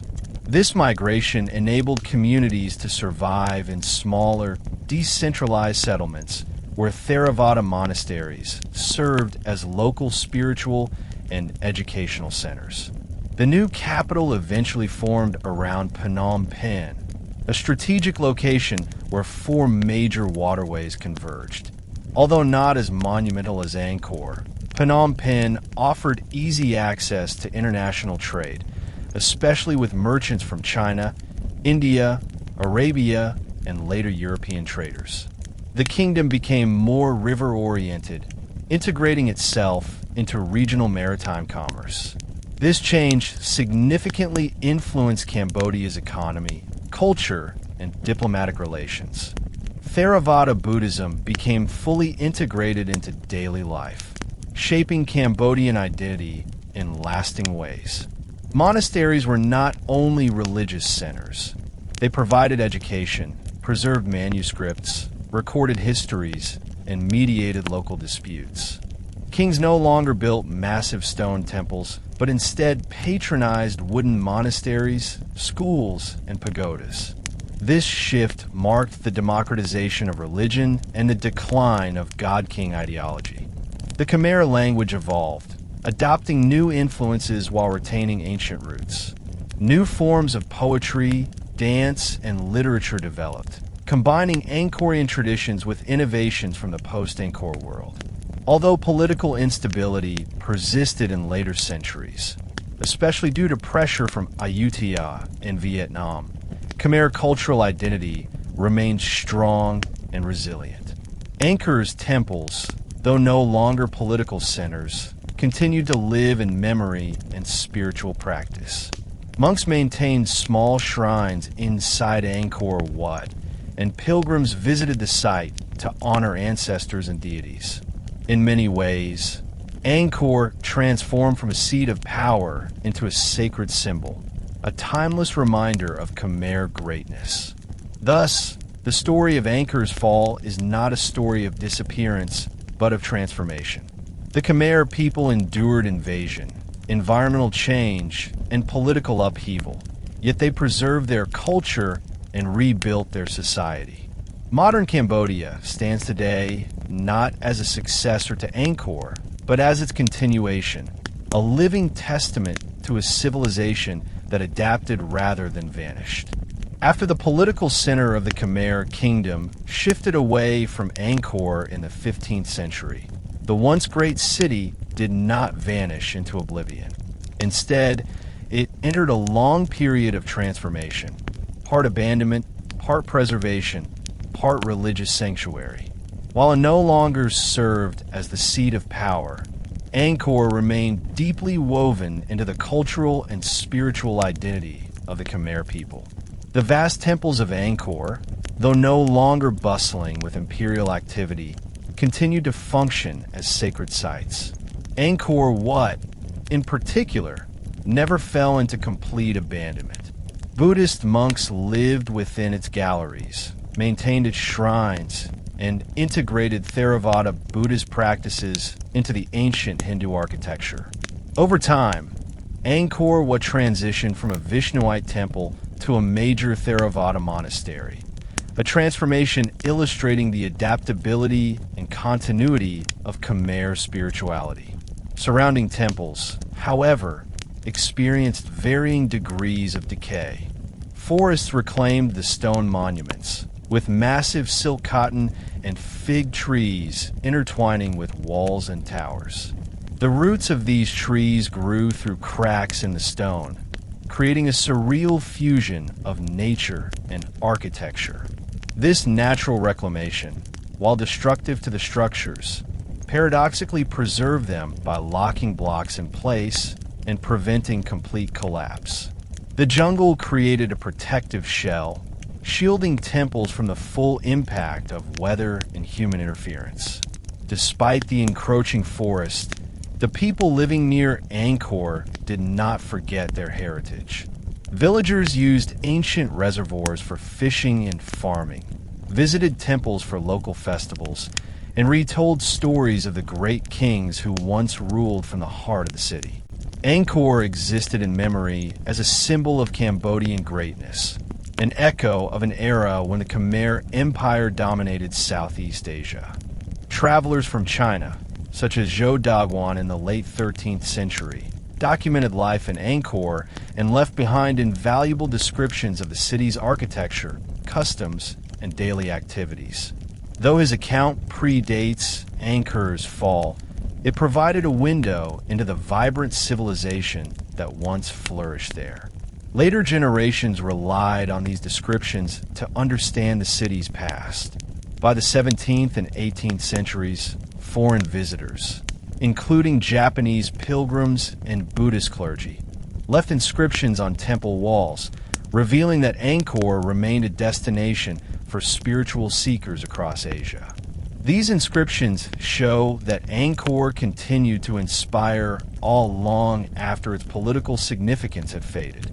Thus, while the world around it changed, Angkor persisted, silent, mysterious, partially swallowed by nature, but never forgotten. Its stones whispered stories of kings, gods, and cosmic dreams to those who dared to wander its sacred pathways. Although the Khmer people always knew of Angkor's existence, the Western world remained unaware of its magnificence for centuries. This changed dramatically in the 19th century, when European explorers, scholars, and colonial administrators rediscovered Angkor, an event that played a major role in bringing global attention to Khmer civilization. French naturalist Henri Mouhat, who visited Angkor in the 1860s, is often credited with popularizing the site in the Western imagination. His journals described Angkor as a forgotten temple city lost in the jungle, its towers rising like the ruins of a magnificent ancient empire. While his accounts exaggerated the idea of Angkor being lost, They captivated Europe with romantic images of mystery and grandeur. Muhat's descriptions drew comparisons between Angkor Wat and the greatest monuments of Egypt, Greece, and Rome, emphasizing its scale, artistry, and engineering sophistication. In reality, local communities had always cared for the temples, but Muhat's writings introduced Angkor to scholars, archaeologists, and global audiences who had never imagined that such monumental architecture existed in Southeast Asia. The French colonial administration, recognizing the historical and political significance of Angkor, began sponsoring expeditions to study and restore the temples. By the late 19th and early 20th centuries, the École Française d'Extrême-Orient, EFIO, led large-scale archaeological efforts at Angkor. Restoration teams cleared jungle overgrowth, repaired collapsed structures, documented inscriptions, and developed new conservation methods. Techniques like anastylosis, which involves reconstructing buildings using their original stones, help preserve monuments such as Bani Sray and Priya Khan. These restoration efforts not only protected Angkor's temple from further degradation, but also sparked a global fascination with Khmer art. Museums around the world exhibited Khmer sculptures, bas-reliefs, and artifacts. Scholars published detailed studies on Angkorian engineering, architecture, religion, and political history. Angkor became recognized as one of the greatest archaeological treasures on Earth. However, Western involvement also raised ethical questions. Colonial attitudes often overlooked the living connection between Cambodians and Angkor. Foreign scholars sometimes treated the temples as academic curiosities rather than sacred spaces. Yet despite these complexities, the global rediscovery of Angkor ultimately contributed to international support for its preservation. By the mid-20th century, Angkor had become a symbol of Cambodia's national identity. It appeared on the national flag, currency, literature, and art. The rediscovery by Westerners did not restore Angkor to life, because it had never truly died, but reintroduced the ancient capital to the world and placed it firmly within the shared heritage of humanity. The 20th century was a turbulent time for Cambodia, and Angkor, like the nation itself, endured periods of neglect, conflict, and renewal. As political upheavals swept across the country, Angkor's survival depended on the combined efforts of Cambodian monks, villagers, archaeologists, and international organizations. During the mid-20th century, restoration efforts continued steadily. Angkor became a major tourist destination, attracting scholars and travelers fascinated by its history and artistic beauty. However, the outbreak of civil war in the 1970s, followed by the tragic era of the Khmer Rouge, brought restoration to a halt. Many temples suffered damage. Some artifacts were looted, and landmines were scattered across the Angkor region. Yet remarkably, Angkor Wat remained largely intact, thanks in part to the monks and locals who protected the site even during the darkest times. After the conflict ended, Cambodia partnered with UNESCO to preserve and rehabilitate Angkor's temples. In 1992, Angkor was declared a UNESCO World Heritage Site, marking a milestone in global recognition and protection. This designation provided funding, international expertise, and political support, helping stabilize and restore the monumental complex. Large-scale conservation projects addressed structural instability, erosion, water management, and vegetation control. Collaboration between Cambodian and international experts brought modern engineering techniques to ancient structures, ensuring their longevity. Additionally, new archaeological discoveries, such as LiDAR mapping revealing massive urban landscapes hidden beneath the forest canopy, reshaped our understanding of Angkor as not merely a temple city, but one of the largest pre-industrial urban centers in the world. Today, Angkor stands as a symbol of resilience. Millions of visitors explore the site each year, walking through the same galleries where ancient kings once performed rituals. Angkor, what has become a global icon, representing Cambodian identity, pride, and continuity. Despite the hardships of history, Angkor remains a living heritage, cherished, studied, and celebrated across the world. The modern era has transformed Angkor into a bridge between past and present. It is no longer just a memory of a fallen empire, but a testament to the enduring strength of the Khmer people. Through centuries of rise, decline, rediscovery, and revival, Angkor continues to inspire awe, its stones whispering across time, reminding the world of the extraordinary civilization that once flourished there.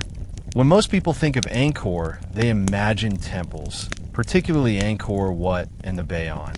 But modern archaeological research, especially LiDAR, laser scanning technology, has revealed that Angkor was far more than a collection of temples. It was in fact a massive urban complex, the largest pre-industrial city in human history, spanning nearly 1,000 square kilometers at its peak. This scale places Angkor alongside the greatest urban centers of the ancient world, surpassing cities like Rome, Beijing, and Tenochtitlan in sheer land area. The heart of the city consisted of monumental temples, but the surrounding landscape was filled with an intricate web of canals, reservoirs, roads, neighborhoods, industrial zones, farms, and monasteries. Most buildings outside the temples were constructed from wood, bamboo, and thatch. These structures eventually decayed, leaving behind few visible traces. But LiDAR has uncovered their footprints: grids of streets, clusters of dwellings, workshop areas, and agricultural fields arranged with remarkable organization. Angkor's urban plan reflected both practical needs and spiritual cosmology.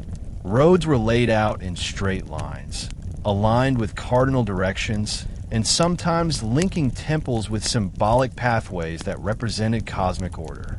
Neighborhoods were often centered around small shrines or ponds that supported daily water needs.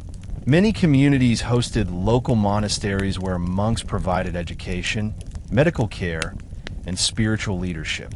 At the macro level, the city was designed around its hydraulic system. Canals not only transported goods and people, but also regulated seasonal flooding and directed water to fields. Reservoirs, or barrages, served as massive water banks that stabilized agriculture year-round. The interplay between water management, urban planning, and religious architecture created a dynamic urban environment unlike anything else from the pre-industrial world. Daily life in Angkor was vibrant and complex. Farmers transported rice into the city. Traders brought pottery and textiles. Artisans crafted tools and sculptures. And monks moved between monasteries teaching Buddhist philosophy.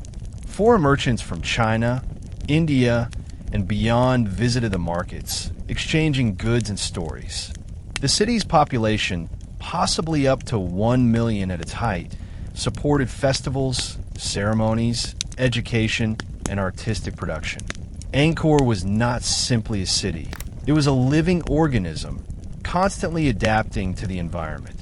Its prosperity depended on the balance of water, people, agriculture, and spiritual authority.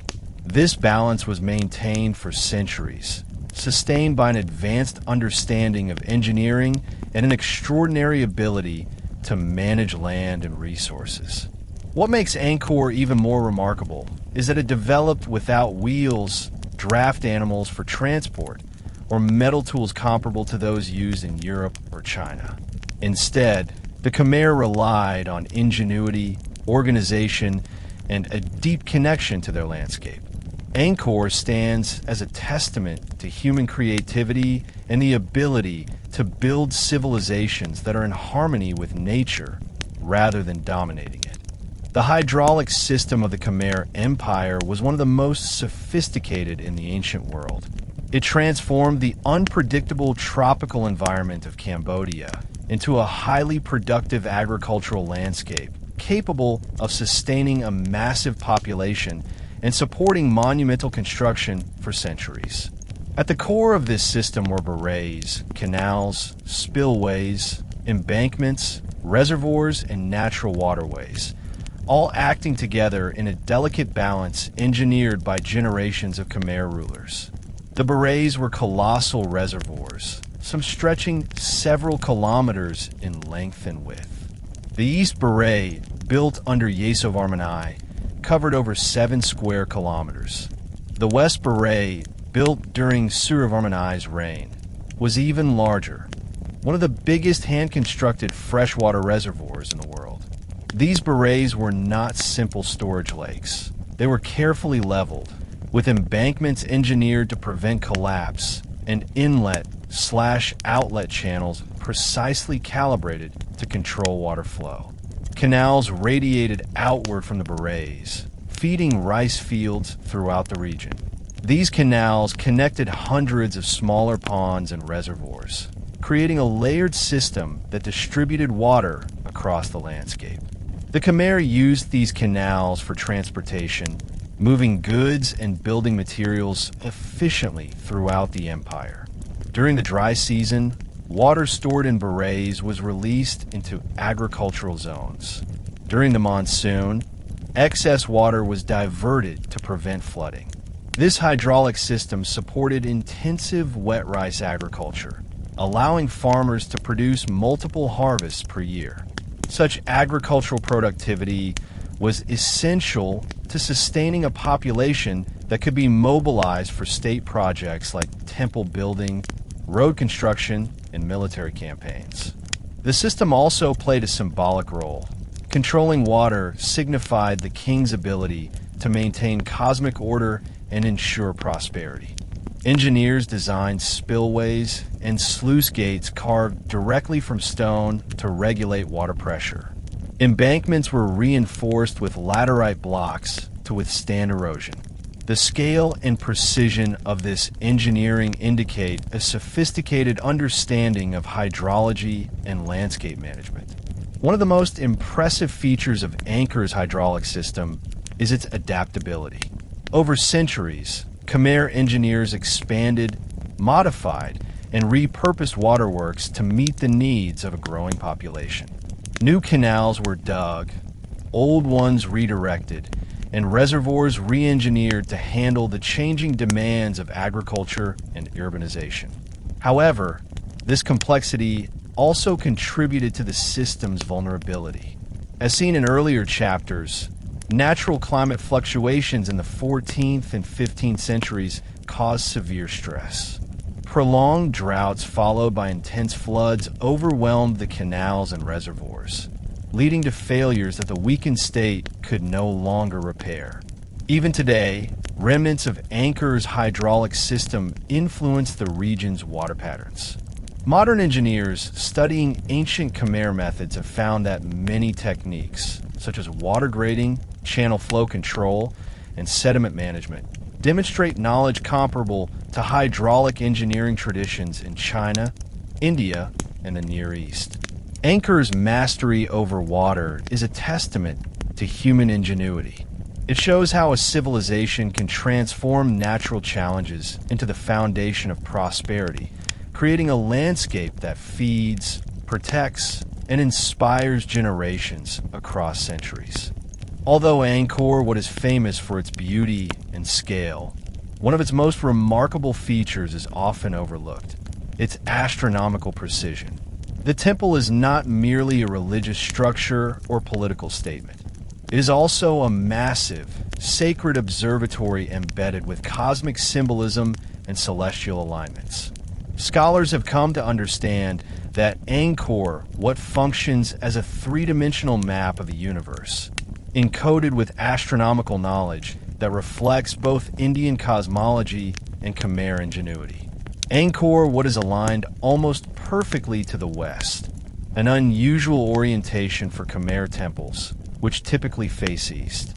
This western alignment has deep meaning. It reflects the association of the temple with Vishnu, a deity often connected to the west. But the orientation also has astronomical significance. During the spring equinox, the sun rises directly behind the central tower of Angkor Wat when viewed from the temple's western entrance. This creates a stunning visual phenomenon in which the sun appears to ascend from the peak of the temple mountain, symbolizing cosmic rebirth.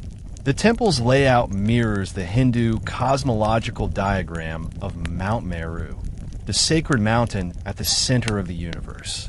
The 5 peaks of Meru are represented by Angkor Wat's 5 towers. The surrounding moat represents the primordial ocean. The concentric galleries symbolize the various celestial realms. This creates a cosmic diagram that pilgrims experience physically as they move from the outer world to the divine center. The bas-reliefs also contain astronomical symbolism. The famous churning of the ocean of milk relief portrays a cosmic event associated with the creation of the universe and the movement of celestial bodies. Scholars believe that some narrative sequences in the reliefs correspond to lunar cycles, solar movements, and the positions of constellations. Mathematical studies have revealed that certain measurements in Angkor Wat's architecture correspond to units of time used in Hindu cosmology. For example, the width of the central sanctuary corresponds to the duration of the Kali Yuga. The length of certain galleries matches calculations for cosmic ages. Distances between towers reflect planetary orbits and specific astronomical ratios. Whether all of these correspondences were intentionally encoded remains debated, but the pattern is clear. The architects of Angkor Wat integrated spiritual and astronomical knowledge into the temple's very structure. The temple also served as a calendar. Shadows cast by towers and galleries marked seasonal changes, helping priests determine the timing of festivals and agricultural cycles. The precise angles of corridors and doorways allowed observers to track the sun's journey across the sky. This celestial engineering demonstrates the intellectual depth of the Khmer civilization. Angkor Wat was not simply a place of worship. It was a cosmic machine, an embodiment of the universe, a calendar written in stone, and a bridge between the human and the divine. Through architecture, mathematics, astronomy, and spirituality, the Khmer people expressed a worldview in which the heavens and earth are intimately connected. Angkor Wat's celestial design continues to astonish modern researchers and remains one of the greatest intellectual achievements of the ancient world. Khmer sculpture stands among the most exquisite artistic traditions of the ancient world. From the serene faces of Bayon to the intricate carvings of Bani Sray, Khmer art expresses a spiritual language rooted in devotion, power, and cosmic symbolism. Unlike many other ancient art traditions, Khmer sculpture was not merely decorative. It served as a direct interface between humanity and the divine, an embodiment of gods, ancestors, and celestial principles. Khmer sculptors worked primarily in sandstone, laterite, bronze, and occasionally precious metals. Sandstone statues of Hindu deities such as Shiva, Vishnu, Brahma, and Durga were prevalent during the early and classical periods of the empire.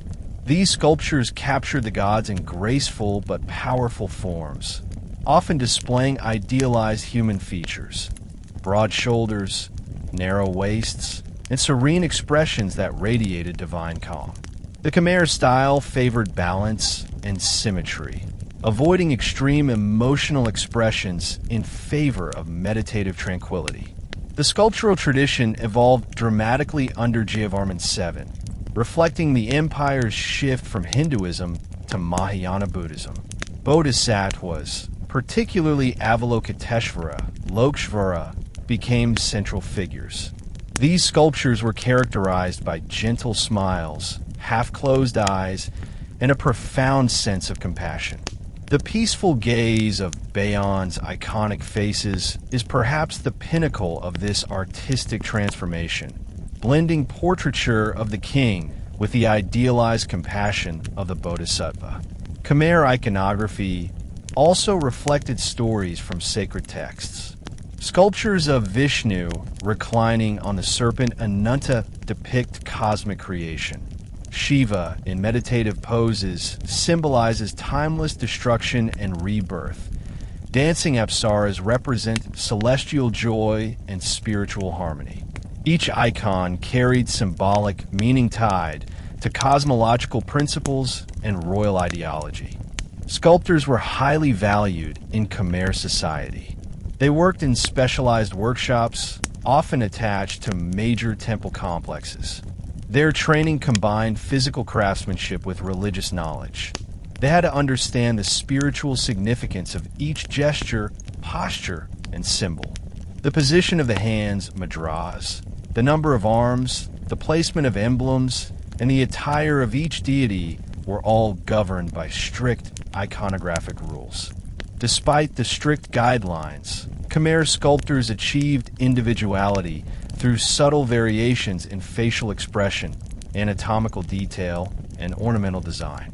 The result was a rich visual language that spoke to both the intellect and the heart.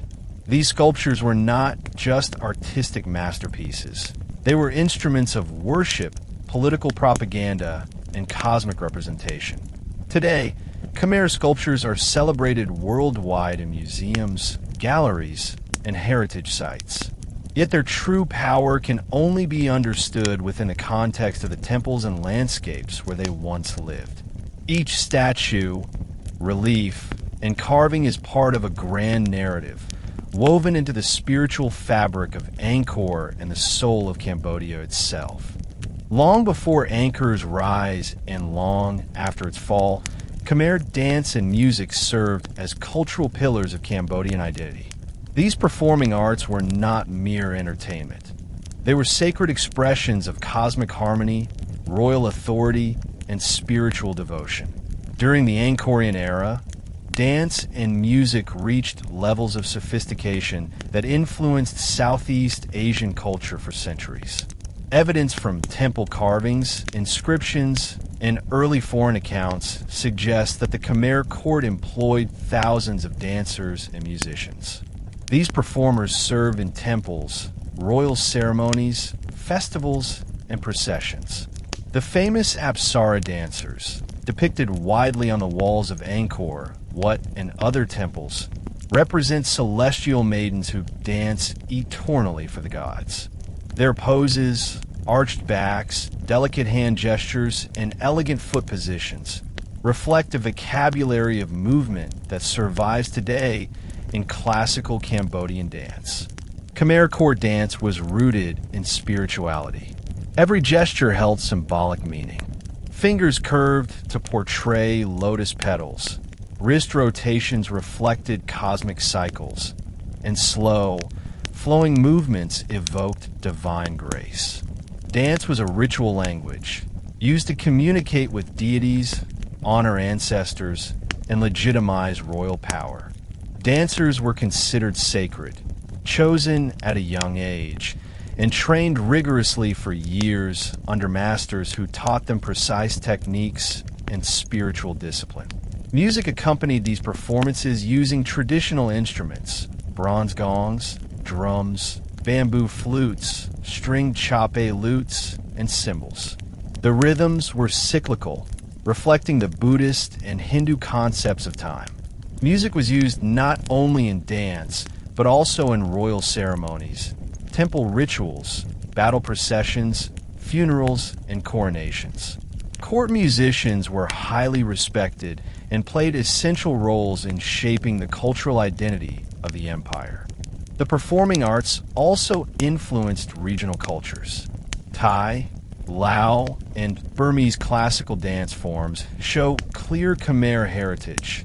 inherited during periods of cultural exchange and political conquest. Many Khmer dancers and musicians were taken to neighboring courts during wartime, contributing to the spread of Khmer artistic vocabulary. After the fall of Angkor, dance and music remained central to Cambodian culture. Monasteries preserved these art forms, and village communities continued to perform them during festivals and ceremonies. In the modern era, despite war, colonization, and political upheaval, Khmer dance survived. Today, classical dance is recognized as a global cultural treasure and a symbol of national pride. Khmer performance arts demonstrate how deeply art and spirituality were woven into Angkorian life. Through movement, rhythm, and ritual, the Khmer people expressed their cosmic worldview, and their performances continue to echo the heartbeats of a civilization that never truly vanished. While Angkor is celebrated for its temples and sculptures, the Khmer Empire also developed a rich literary tradition that reveals the intellectual depth of its people. Although many written works were lost due to war, climate, and decay, inscriptions, manuscripts, and oral traditions provide invaluable insight into the intellectual world of the Khmer. Khmer writing used two main scripts, Sanskrit and Old Khmer. Sanskrit, the sacred language of India, was used primarily for royal proclamations, religious inscriptions, and ceremonial texts. It conveyed legitimacy, cosmological ideas, and connections to the broader Indian cultural sphere. Old Khmer, on the other hand, captured everyday life, legal documents, land grants, and records of temple administration. Stone inscriptions carved into temple walls and steels are the most enduring literary sources from Angkor. These inscriptions document royal genealogies, temple dedications, land donations, and moral proclamations. They also contain poetic passages praising kings as protectors of the realm, upholders of Dharma, and manifestations of divine order. Many inscriptions reflect profound philosophical ideas drawn from Hinduism and Buddhism. Khmer literature was not limited to inscriptions. Palm leaf manuscripts preserved religious texts, medical knowledge, astrology, law, and epic narratives. Buddhist monks copied these manuscripts by hand, preserving them in monasteries across the empire. Some recorded Jataka stories, tales of the Buddha's past lives, adapted into Khmer poetic forms. Others described traditional medicine, agriculture, and rituals that guided daily life. Oral literature was equally important. Folk tales, legends, and epic poems were transmitted across generations through storytellers and performers. Stories like the romance of Priya Ko, Priya Keo, or the mythical wars of Khmer kings blended history with fantasy, expressing values of loyalty, bravery, and moral integrity. Language played a crucial role in shaping Khmer identity. Old Khmer evolved into modern Khmer, retaining much of the vocabulary and grammar used in Angkorian times. This linguistic continuity reflects the enduring cultural unity of the Khmer people, even after the empire's decline. Today, scholars and archaeologists continue to decipher inscriptions, discovering new details about Khmer society, governance, economy, and spirituality. Every new discovery adds texture to the story of Angkor, revealing a civilization of thinkers, poets, administrators, and storytellers, not just builders of stone monuments. Khmer literature, though less visible than temples or sculptures, remains one of the most profound legacies of the Angkorian world. It speaks across centuries, giving voice to a civilization whose ideas, dreams, and values continue to resonate through modern Cambodia. The Khmer Empire was one of the most socially complex civilizations of the medieval world. Its hierarchical structure allowed the state to mobilize massive labor forces, administer vast territories, and maintained monumental projects for centuries. Yet, unlike many ancient societies, the Khmer hierarchy was not strictly rigid. It included spaces for mobility through skill, devotion, and service. Understanding this structure reveals how a diverse population contributed collectively to the rise and maintenance of Angkor. At the top of the social hierarchy stood the Devaraja, or God King. The king was not merely a political ruler, but a sacred figure representing the cosmic order that sustained the world. In earlier centuries, the king embodied Shiva or Vishnu. Under Jayavarman II, he embodied the Bodhisattva of compassion. This divine role granted him both authority and responsibility. His power depended on his ability to command loyalty, manage water systems, preside over rituals, and ensure prosperity. His failures were interpreted as cosmic imbalance. Directly below the king was the royal family and high nobility.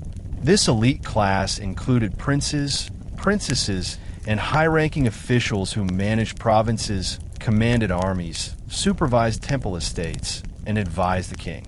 Many nobles were educated in Sanskrit, religious rituals, and administrative law. They controlled large agricultural lands and oversaw labor obligations in their regions. The priestly class held enormous influence. Brahmins conducted royal ceremonies, interpreted omens, and legitimized the king's authority through sacred rituals. Buddhist monks gained influence especially after the 12th century, offering education, moral guidance, and spiritual leadership. Monasteries became centers of learning, healing, and community life. The middle administrative class included scribes, accountants, engineers, and artisans. Scribes recorded legal transactions, wrote inscriptions, and maintained temple archives. Engineers designed canals, embankments, and reservoirs, applying advanced knowledge of mathematics and hydrology. Artisans produced everything from stone carvings to bronze statues, contributing to the empire's artistic legacy. The largest social group consisted of farmers, laborers, and villagers. They formed the backbone of the empire. Farmers cultivated rice using intricate irrigation systems, supported temple estates, and supplied food to the population. Laborers were mobilized for temple construction, canal digging, and road building. Although they did not live luxurious lives, they enjoyed stable communities, religious festivals, and social support networks. There was also a class of slaves or bonded laborers, usually prisoners of war or individuals who owed debts. They worked in households, agricultural estates, or royal workshops. However, Khmer slavery differed from that of ancient Rome or the Atlantic world. Many slaves could earn freedom or integrate into society over generations. Merchants and traders formed a dynamic but smaller class. They exchanged goods with neighboring kingdoms, navigating networks that connected Angkor to India, China, and maritime Southeast Asia. Although not as prestigious as nobles or priests, successful merchants held economic power that influenced urban life. Despite its hierarchy, Angkorian society emphasized community cooperation. Temples, villages, and agricultural estates functioned through shared responsibility. Festivals, rituals, and communal labor strengthened social bonds. This cooperative spirit allowed the Khmer Empire to mobilize vast resources and maintain its grandeur for centuries. The economic foundation of the Khmer Empire was unparalleled in Southeast Asia. Angkor's prosperity rested on a combination of intensive rice cultivation, extensive trade networks, skilled craftsmanship, and state-managed resources. The sheer scale of the economy allowed the empire to support enormous construction projects and sustain a population that may have exceeded 1 million people at its peak. At the core of the economy was rice agriculture, supported by the hydraulic system. The barrages and canals transformed the floodplain into a stable, high-yield agricultural landscape. With multiple harvests per year, Angkor produced more rice than it could consume, allowing for surplus storage and distribution. This surplus served as a kind of taxation, supporting temples, armies, officials, and artisans. Rice was not merely a food source. It was the lifeblood of the state. Surrounding the rice fields were auxiliary industries: fishing, pig farming, poultry raising, and gathering forest products such as honey, resin, spices, and medicinal herbs. The Tonlé Sap Lake provided one of the richest freshwater fisheries in the world. Fish were preserved as prahak, a fermented paste that became a staple across Cambodia. This abundance supported population growth, trade, and temple construction. Craftsmanship was another economic pillar. Khmer artisans were highly skilled in bronze casting, stone carving, pottery, weaving, ironworking, and jewelry making. Bronze statues of gods and kings adorned temples. Stone bas-reliefs decorated galleries. Textiles clothed monks and nobles. Metal tools supported construction and agriculture. These goods were traded both locally and internationally. Trade networks connected Angkor to distant lands. Although the empire did not possess a major seaport, its rivers linked it to the Mekong Delta and maritime trade hubs. Khmer merchants exchanged rice, pottery, silk, elephant ivory, and aromatic woods for Indian textiles, Chinese ceramics, precious metals, and regional goods. Angkor's strategic location along trade routes strengthened its economic influence. Temples also played a major economic role. They functioned as administrative centers, granaries, tax collection hubs, and production zones. Large temples like Ta Prohm and Phra Khan controlled vast estates with thousands of workers. Inscriptions detail temple staff, including scribes, dancers, priests, cooks, farmers, and artisans. Temples stored wealth, redistributed resources, and acted as engines of economic activity. The Khmer economy was both centralized and diversified. The king controlled major resources: land, labor, and temples, while local communities managed their own agricultural and artisanal activities. This balance created a robust economic system capable of supporting monumental construction and a large population for centuries. However, this same complexity made the economy vulnerable to environmental and political disruptions. When the hydraulic system faltered or foreign threats intensified, the stability of the economy suffered. Nonetheless, Angkor's economic achievements remain one of the most impressive examples of pre-industrial statecraft in world history. While the temples of Angkor inspire awe, the true heart of the Khmer Empire was found in the daily lives of its people. Farmers, craftsmen, traders, women, children, monks, and elders who sustained the civilization through their work, creativity, and traditions. Understanding daily life during the Angkorian era reveals a society that balanced practicality with spirituality, community with individuality, and tradition with innovation. Most Khmer people lived in wooden stilt houses, raised above the ground to protect against floods and allow ventilation during hot weather. Families typically included parents, children, grandparents, and other relatives. Women played central roles in household management, weaving, food preparation, and market activities. Men worked in fields, tended livestock, and participated in construction projects or military service when called. The typical day began at dawn. Farmers headed to the rice fields to plant, weed, or harvest crops, depending on the season. Women prepared rice porridge, tended gardens, or wove textiles. Children helped with chores, fetched water, or looked after younger siblings. Domestic animals such as chickens, pigs, and buffaloes roamed the yards. Religion was embedded in daily routines. People made offerings of incense, flowers, or food at household shrines or village temples. Buddhist monks walked through villages in the early morning, receiving alms from families. Festivals punctuated the agricultural calendar. Celebrations included music, dance, boat races, and ceremonies honoring ancestors and deities. Craftsmen-esque quarters bustled with activity. Stone carvers shaped statues and reliefs for temples. Potters worked clay into containers and cooking vessels. Blacksmiths forged tools and weapons. Weavers dyed cloth and created intricate garments. Markets served as social hubs where people traded goods, shared news, and interacted with travelers from distant lands.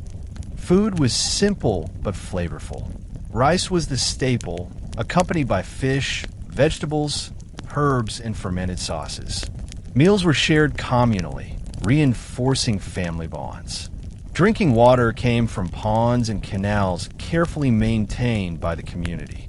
Education took place primarily in monasteries.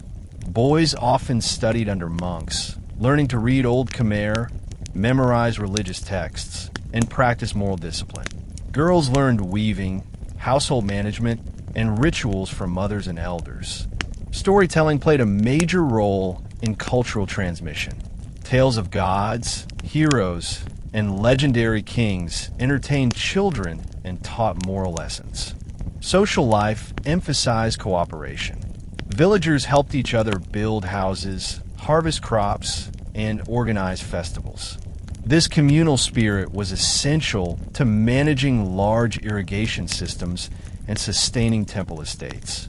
Even amidst war, natural challenges, or political changes, daily life followed rhythms shaped by the land, the seasons, and spiritual beliefs. The resilience of Khmer society lay not only in its kings or monuments, but in the everyday people whose work and devotion sustained an empire. The Khmer Empire, celebrated for its temples and hydraulic engineering, was also a formidable military power. Its armies carved out a dominion that stretched across much of mainland Southeast Asia, defeating rivals, securing trade routes, and defending the empire for centuries. Although Angkor's military might is less studied than its architecture, inscriptions, bas-reliefs, and historical accounts reveal a complex and highly organized fighting force. The Khmer army was structured around the authority of the king, who was both a divine ruler and the supreme military commander. Soldiers swore loyalty directly to the monarch, and military success was considered proof of the king's cosmic legitimacy. Recruitment came from across the empire.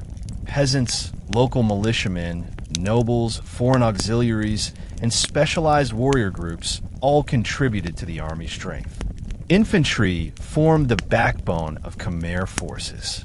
Armed with spears, shields, bows, axes, and javelins, these troops fought in dense formations.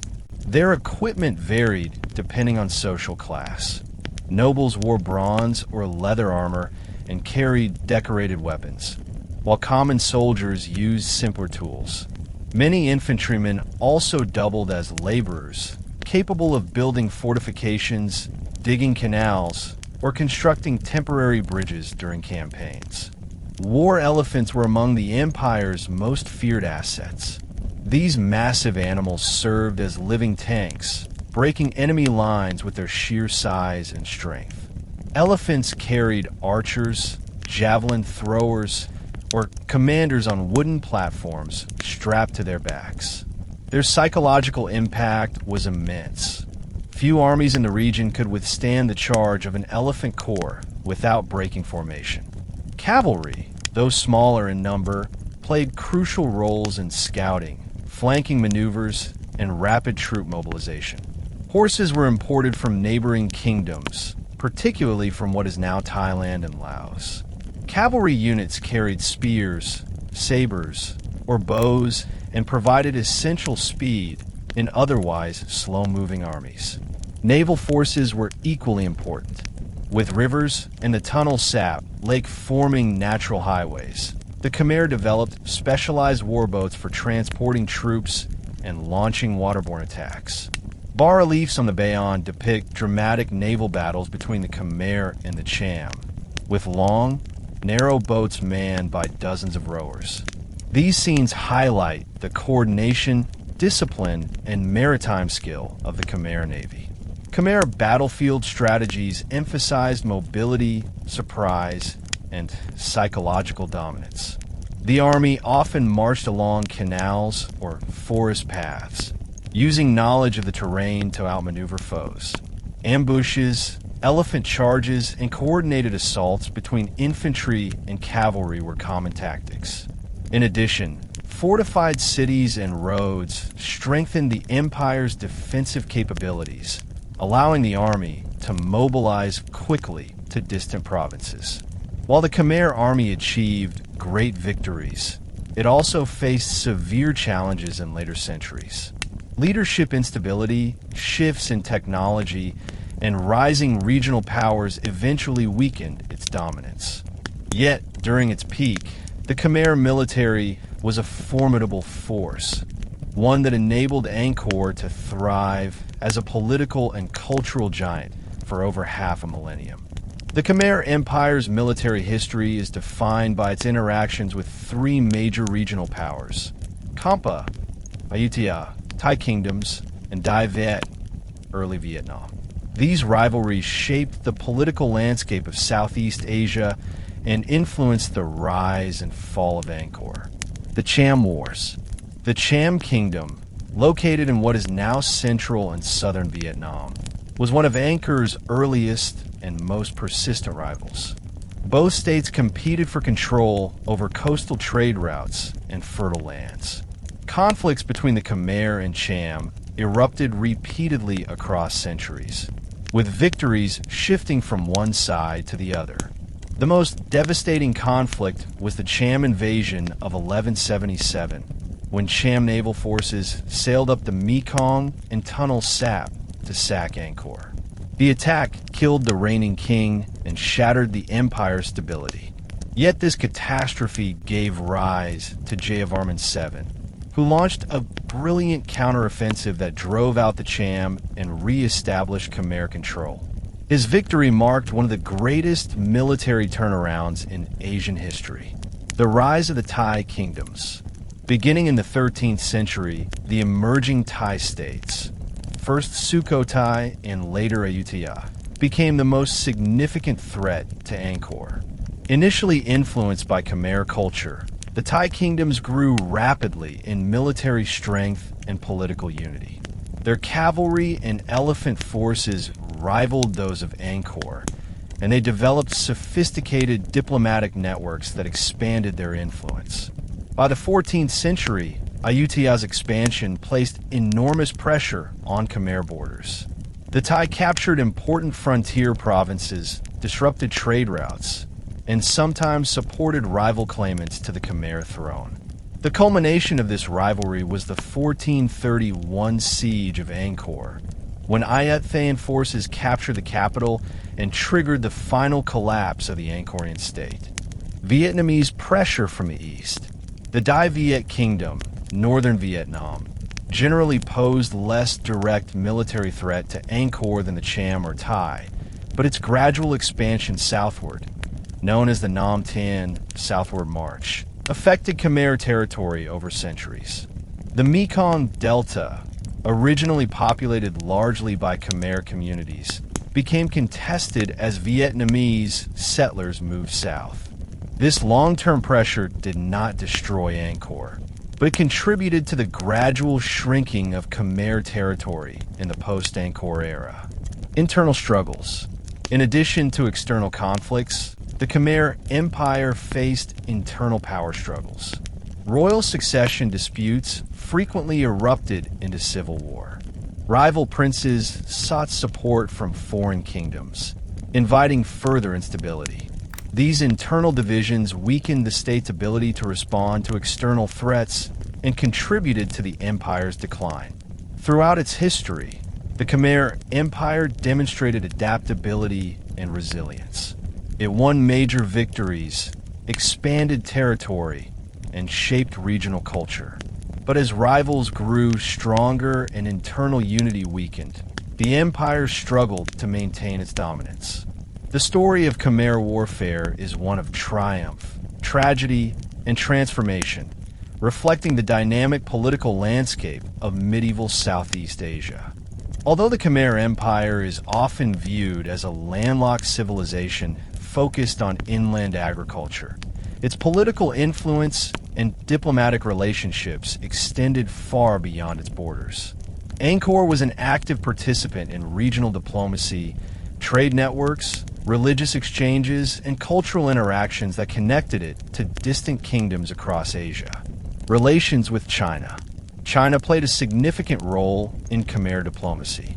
Chinese dynastic records, including those of the Song and Yuan dynasties, contain detailed descriptions of Khmer ambassadors, trade goods, court ceremonies, and political events. Khmer envoys traveled to China to pay tribute, exchange gifts, and establish diplomatic recognition. Chinese merchants visited Angkor, bringing ceramics, silk, ironware, and luxury goods. In return, the Khmer exported aromatic woods, ivory, gold, wax, and regional products. The presence of Chinese traders in Angkor's markets helped integrate the empire into the broader Asian trade system. The famous Chinese envoy Zhou Daguan, who visited Angkor in 1296 to 1297, left a vivid account of Khmer society, describing everything from palace ceremonies to daily life in villages. His writings remain an invaluable source for understanding Angkorian culture. Connections with India. India influenced Khmer civilization from its earliest days. Through trade and religious missions, Indian ideas, scripts, rituals, and artistic styles flowed into the Khmer court. Brahmin priests from India performed royal ceremonies, interpreted sacred texts, and introduced Sanskrit scholarship. Indian merchants traded textiles, spices, and religious objects. However, Khmer culture was never a direct copy of Indian civilization. It was a creative synthesis. The Khmer adapted Indian principles into their own unique architecture, iconography, and cosmology, producing artistic expressions unmatched in Southeast Asia. Diplomacy with Kampa, Siam, and Dai Viet. Rivalries with neighboring states did not prevent diplomacy. Treaties, royal marriages, and exchanges of envoys helped maintain temporary peace. Khmer princesses married into Thai and Cham royal families, strengthening political alliances or sometimes creating new conflicts. Embassies traveled between Angkor and Kampa to negotiate territorial disputes. Khmer kings occasionally supported or opposed claimants to rival thrones, using diplomacy to shape regional politics. Such relationships show that Angkor was not only a military power, but also a skilled diplomatic actor. Maritime trade networks. Although Angkor itself was inland, the empire maintained strong links to coastal ports through the Mekong River system. From there, Khmer merchants accessed maritime trade routes connecting India, Sri Lanka, China, Java, Malay Peninsula, Middle East. Khmer goods reached distant markets, and foreign traders enriched Angkor's economic and cultural life. Religious diplomacy. Buddhist monks traveled between Angkor, Sri Lanka, and Burma, spreading Theravada teachings. Mahayana monks journeyed to China and India, bringing back texts and relics. These exchanges helped shape the spiritual landscape of the Khmer Empire across centuries.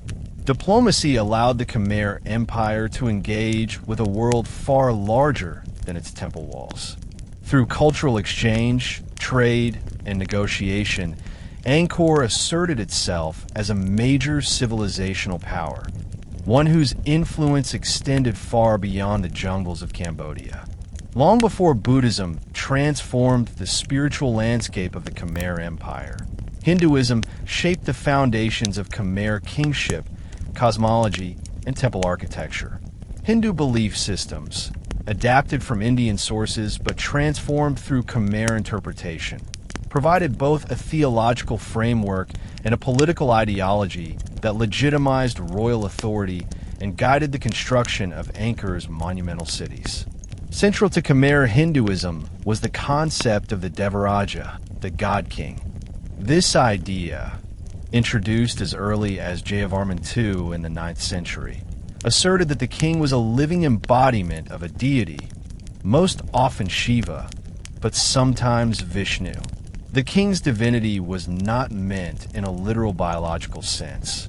It was symbolic, expressing that he served as a bridge between the human world and the cosmic order. His duty was to maintain harmony, ensure prosperity, and protect the kingdom if disasters occurred, floods, famine, or invasion. These were interpreted as signs of cosmic imbalance, suggesting the king had failed in his divine responsibilities. Shiva was particularly important in early Angkor.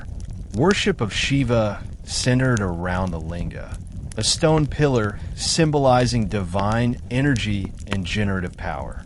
Temples were built as temple mountains, representing Mount Meru, the cosmic center of the universe. Each king erected his own state temple on a sacred mountain or elevated platform, installing a linga that represented both the deity and the king himself. Through ritual ceremonies conducted by Brahmin priests, the king's spiritual authority was reaffirmed. Vishnu, the preserver, also played a crucial role, especially under kings like Suryavarman II, who dedicated Angkor Wat to Vishnu. Vishnuite worship emphasized cosmic order, balance, and stability. Vishnu was often depicted reclining on the serpent Ananta, dreaming the universe into existence. This imagery symbolized eternal continuity, a fitting ideology for rulers seeking to portray their reigns as stable, prosperous, and enduring. Hindu myths and texts influenced Angkorian art and architecture profoundly. Scenes from the Ramayana, Mahabharata, and Puranic legends adorn temple walls. The churning of the ocean of milk, carved masterfully on Angkor Wat's galleries, depicts gods and demons pulling a serpent wrapped around the cosmic mountain to produce the elixir of immortality. This story symbolized the eternal struggle between good and evil and the king's duty to maintain cosmic harmony. Rituals and ceremonies were essential. Brahmin priests performed fire offerings, recited Sanskrit hymns, and consecrated temples through complex rites. Astrology guided decisions from coronations to agricultural cycles. Offerings to deities included food, incense, flowers, water, and symbolic gifts that ensured divine favor. Hinduism was not imposed upon the Khmer people. It blended with indigenous animist beliefs. Local spirits of forests, rivers, and rice fields were integrated into the broader religious landscape. This fusion created a uniquely Khmer form of Hinduism, one deeply rooted in both cosmic myths and everyday life. These Hindu foundations shaped Angkor's identity for centuries. Even after Buddhism became dominant, Hindu symbols, rituals, and artistic motifs continued to influence Khmer spirituality, demonstrating the enduring power of these ancient beliefs. While Hinduism provided the ideological foundations for early Angkor, Buddhism eventually reshaped the spiritual heart of Khmer civilization. The transformation from Hindu Devaraja worship to Theravada Buddhist devotion did not occur suddenly. It evolved through centuries of interaction, adaptation, and religious coexistence. Mahayana Buddhism first gained prominence under Jayavarman II in the late 12th century. Unlike Hindu kings who aligned themselves with Shiva or Vishnu, Jayavarman II identified with the Bodhisattva Avalokiteshvara, the embodiment of compassion. He saw kingship not as divine power, but as divine responsibility, the duty to alleviate suffering. His worldview reshaped the empire's spiritual landscape. Temples like Bayon, Prohm, and Priyakan became Buddhist monasteries and education centers. Relief carvings depicted scenes of compassion, healing, and daily life rather than solely mythological battles. Hospitals and rest houses were built as acts of merit-making, reflecting Buddhist values. Mahayana Buddhism's focus on compassion and enlightenment aligned with Jayavarman II's public projects. But after his reign, the empire experienced a major shift. Theravada Buddhism spread rapidly from the Mon communities of Thailand and Burma and eventually became the dominant religion in Cambodia. Theravada Buddhism appealed to common people for several reasons. 1. Simplicity and accessibility. Unlike elaborate Hindu rituals requiring Brahmin priests, Theravada Buddhism focused on meditation, moral behavior, and personal spiritual development. Small village monasteries replaced grand temple complexes, making religion more accessible. 2. Shift from cosmic kingship to human leadership.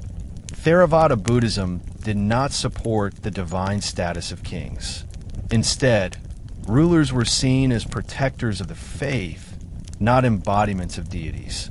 This shift weakened the symbolic foundation of the Angkorian state, but strengthened community autonomy. 3. Monastic life and education. Monasteries became centers of learning where boys were taught to read, write, meditate, and understand moral teachings. Literacy spread through Buddhist education, creating a more unified cultural identity. 4. Rituals rooted in community. Ceremonies such as almsgiving, funerals, ordinations, and seasonal festivals strengthened village life. Spiritual merit, Bon, became a central concept, influencing ethics, charity, and social cohesion. 5. Integration with local beliefs. Theravada Buddhism blended easily with indigenous animism. People continued to worship guardian spirits, ancestral deities, and nature entities alongside Buddhist practices. This transformation did not erase Hindu culture. Instead, it preserved and reframed it. Many temples originally built for Hindu gods were repurposed for Buddhist use. Statues of Buddha were placed within ancient sanctuaries that once housed Shiva lingas. Hindu and Buddhist iconography coexisted peacefully. By the 15th century, Theravada Buddhism had become the spiritual identity of the Khmer people, a legacy that endures to this day. The transformation illustrates the adaptability of Khmer religion and the deep connection between spirituality and cultural resilience. Religion in the Khmer Empire was not confined to temples and royal ceremonies. It permeated every aspect of daily life.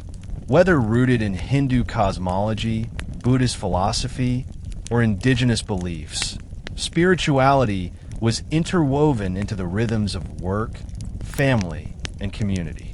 The landscape itself was sacred, with mountains, rivers, forests, and rice fields believed to house spirits and divine forces. Household beliefs and ancestral worship. Most Khmer families maintained household shrines dedicated to ancestors. These shrines, often simple wooden altars, held offerings of rice, incense, betel leaves, and candles. Ancestors were believed to protect the household, guide family decisions, and influence prosperity or misfortune. Land spirits, Nikta, were also central to village life. Each community had a guardian spirit that protected fields, forests, and water sources. Rituals were performed to honor these spirits, asking for blessings, rain, or protection from illness. Temple rituals and festivals. Temples, both large and small, serve as community hubs. People visited to give offerings, recite prayers, or seek favor from deities. Hindu temples held complex rituals involving oil lamps, sacred water, chants, and offerings to gods. Brahmin priests performed rituals tied to astrology, agricultural cycles, and royal ceremonies. Buddhist temple rituals, especially in the later periods, involved chanting sutras, offering food to monks, meditating, and participating in festivals. Major festivals included Kathina, robe offering ceremony to monks; Chumben, ancestor festival; New Year celebrations marking the agricultural cycle; Vesak, celebrating the Buddha's birth, enlightenment, and passing. These festivals brought entire communities together with music, dance, feasts, and processions. Sacred geography. The landscape around Angkor was itself a ritual space. Temples symbolized different realms of the cosmos. Reservoirs represented the primordial ocean, and elevated sanctuaries mimicked Mount Meru. Pilgrims walked through these sacred spaces as spiritual journeys, moving from the outer world to the divine center. Water played a major ritual role. Reservoirs and ponds were used for purification ceremonies. Water blessed by monks or priests was believed to heal illness, cleanse bad fortune, and protect against misfortune. Daily spiritual practice. Religion guided everyday decisions: when to plant crops, when to start journeys, when to hold ceremonies.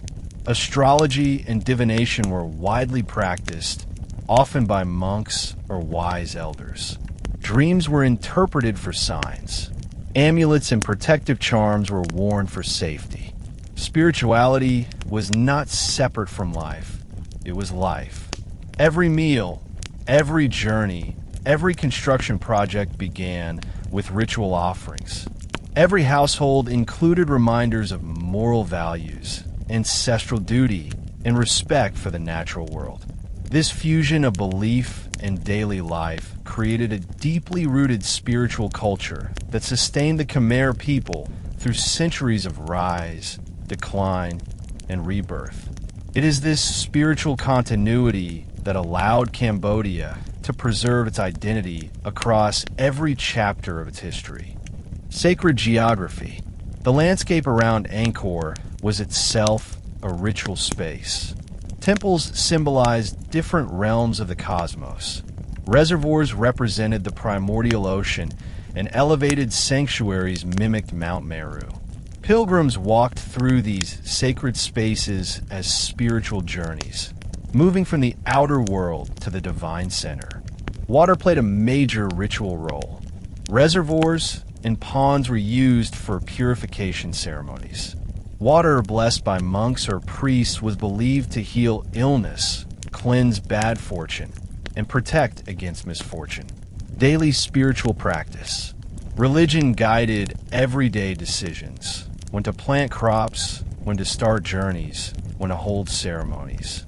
Astrology and divination were widely practiced, often by monks or wise elders. Dreams were interpreted for signs. Amulets and protective charms were worn for safety. Spirituality was not separate from life. It was life. Every meal, every journey, every construction project began with ritual offerings. Every household included reminders of moral values, ancestral duty, and respect for the natural world.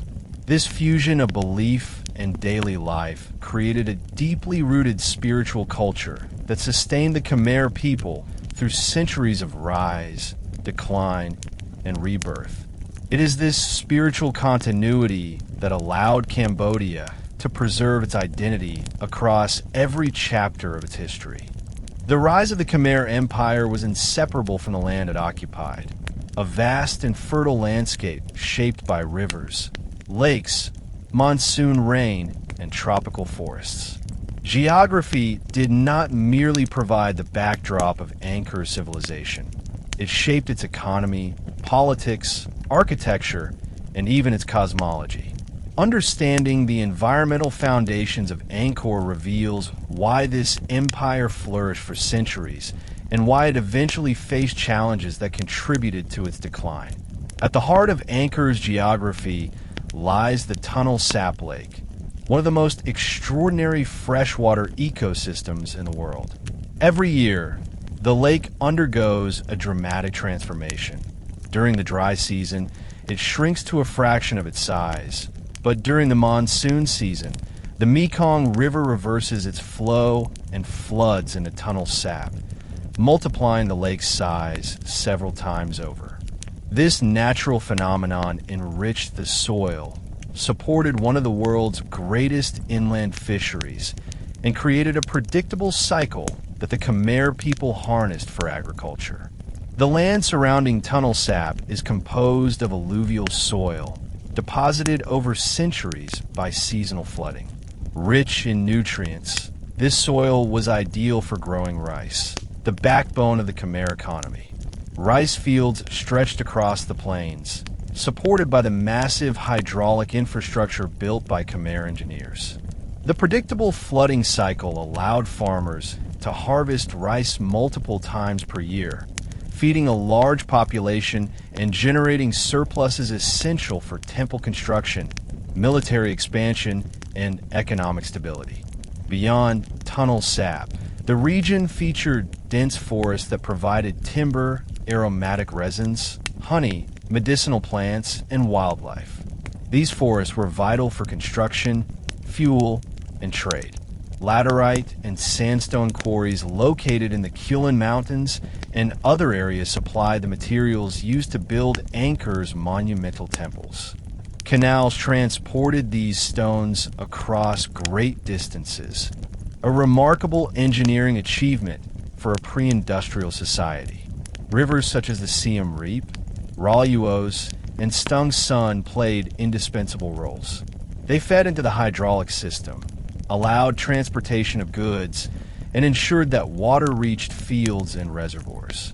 The Mekong River, running through the broader region, connected the Khmer Empire to international maritime trade routes, enabling contact with China, India, Sri Lanka, and the Malay world. But the land also posed challenges.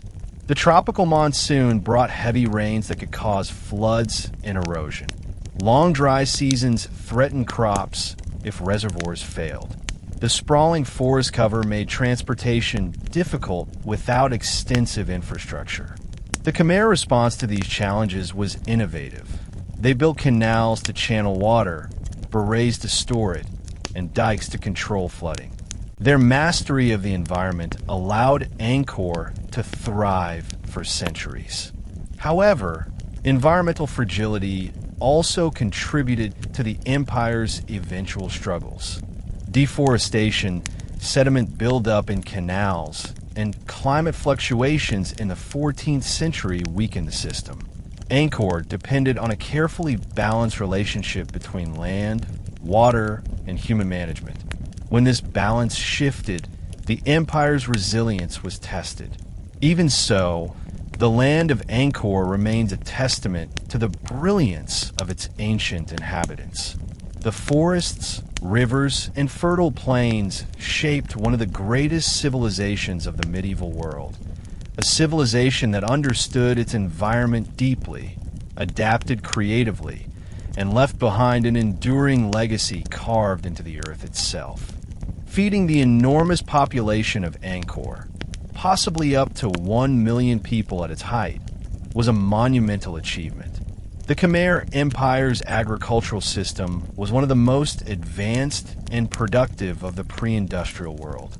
Its success relied on a combination of environmental mastery, technological innovation, and organized labor that few ancient civilizations could match.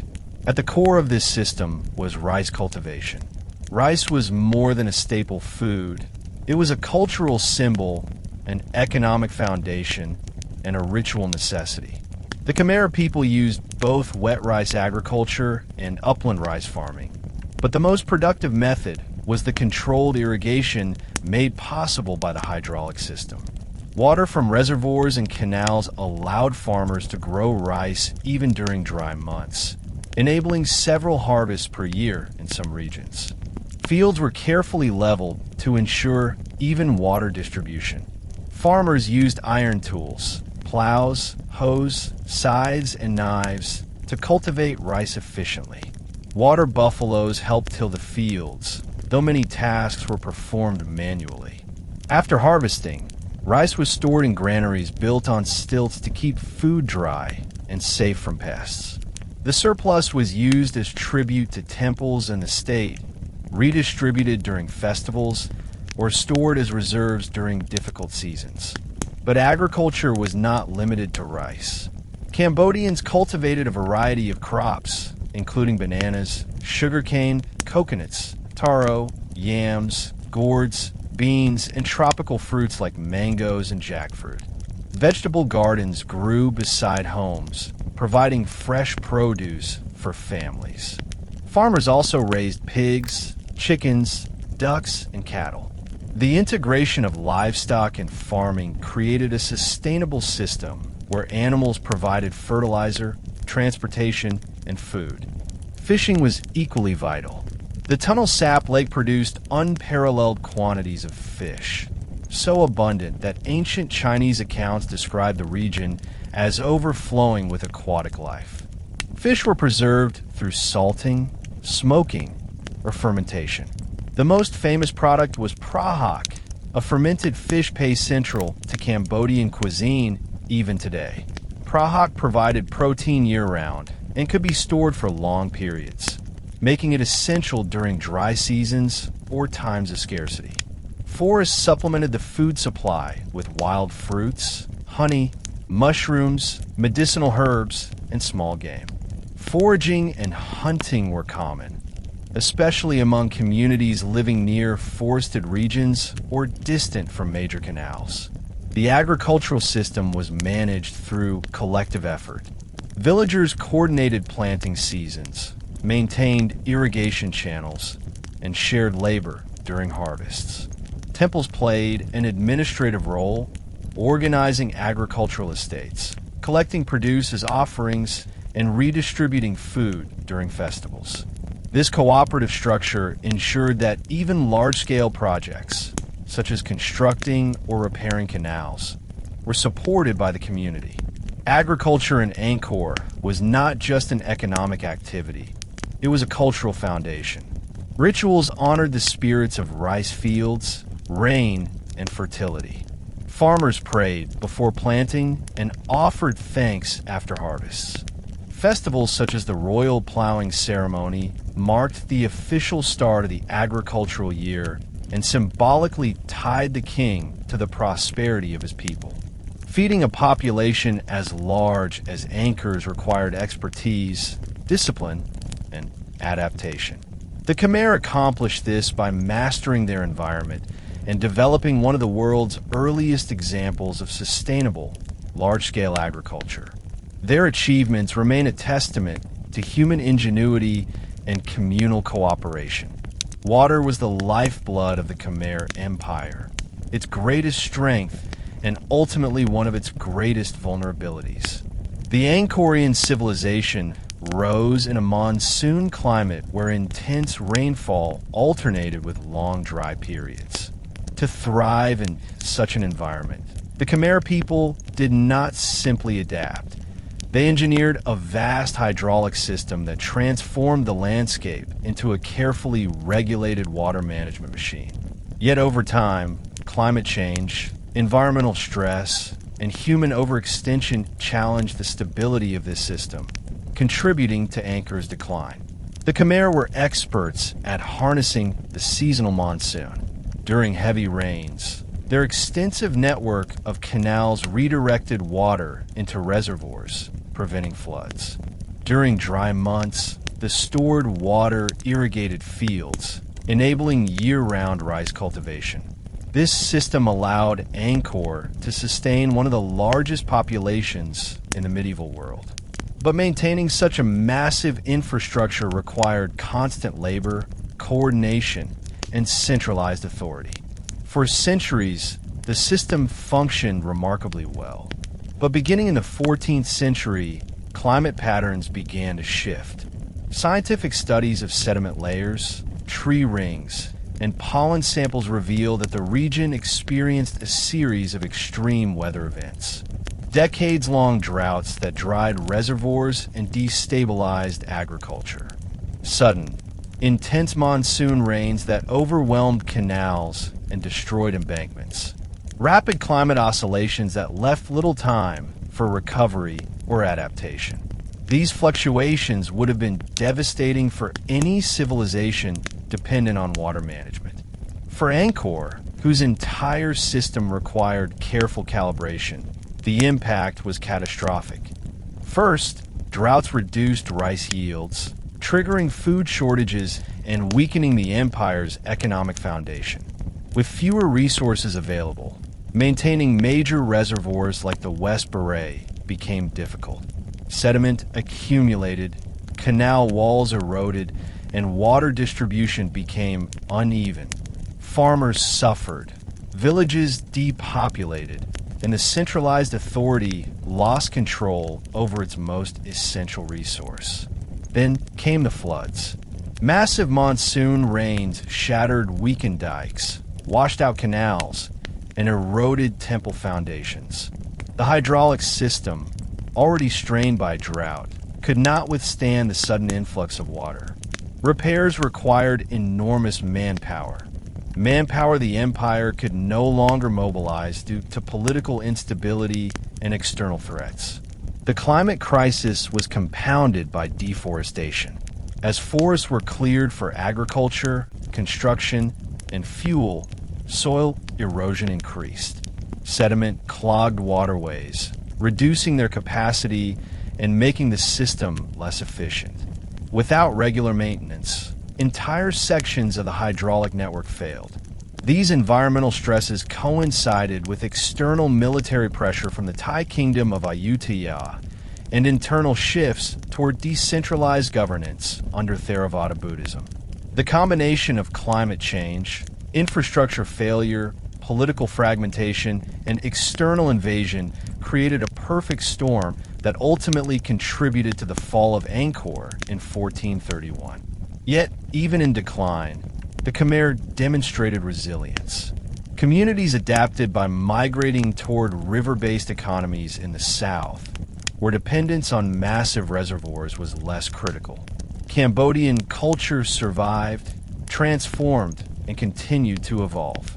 The story of Angkor's relationship with water is a story of human brilliance and environmental vulnerability. It shows how a civilization can rise to extraordinary heights through engineering mastery, and how environmental change can challenge even the most advanced systems. Angkor remains a reminder that humanity's relationship with nature is both powerful and fragile, shaped by cycles that extend far beyond human lifetimes. One of the enduring puzzles of Angkor is how a pre-industrial civilization accomplished the construction of some of the most immense and intricate stone structures in human history. With no modern machinery, limited metal tools, and no use of draft animals for heavy transport, the Khmer people built a city whose monuments rivaled, and in some ways surpassed, those of Egypt, Mesopotamia, and Rome. Scholars continue to debate how the Khmer mobilized labor, transported millions of sandstone blocks, and engineered temples with such astonishing precision. The first mystery lies in labor organization. Building Angkor Wat alone required between 5 to 10 million labor days. While some earlier historians assumed that slaves were forced to build these temples, inscriptions reveal a more complex system. Much of the labor came from corvée obligations, temporary service required by the state. Farmers participated in construction during off-seasons, artisans worked on specialized tasks, and entire communities were mobilized during major projects. Temples had their own labor forces, supported by agricultural estates and overseen by administrators who ensured food, shelter, and tools were provided. Another puzzle is material transport. The sandstone used in major temples came from the Kulin Mountains, nearly 40 kilometers away.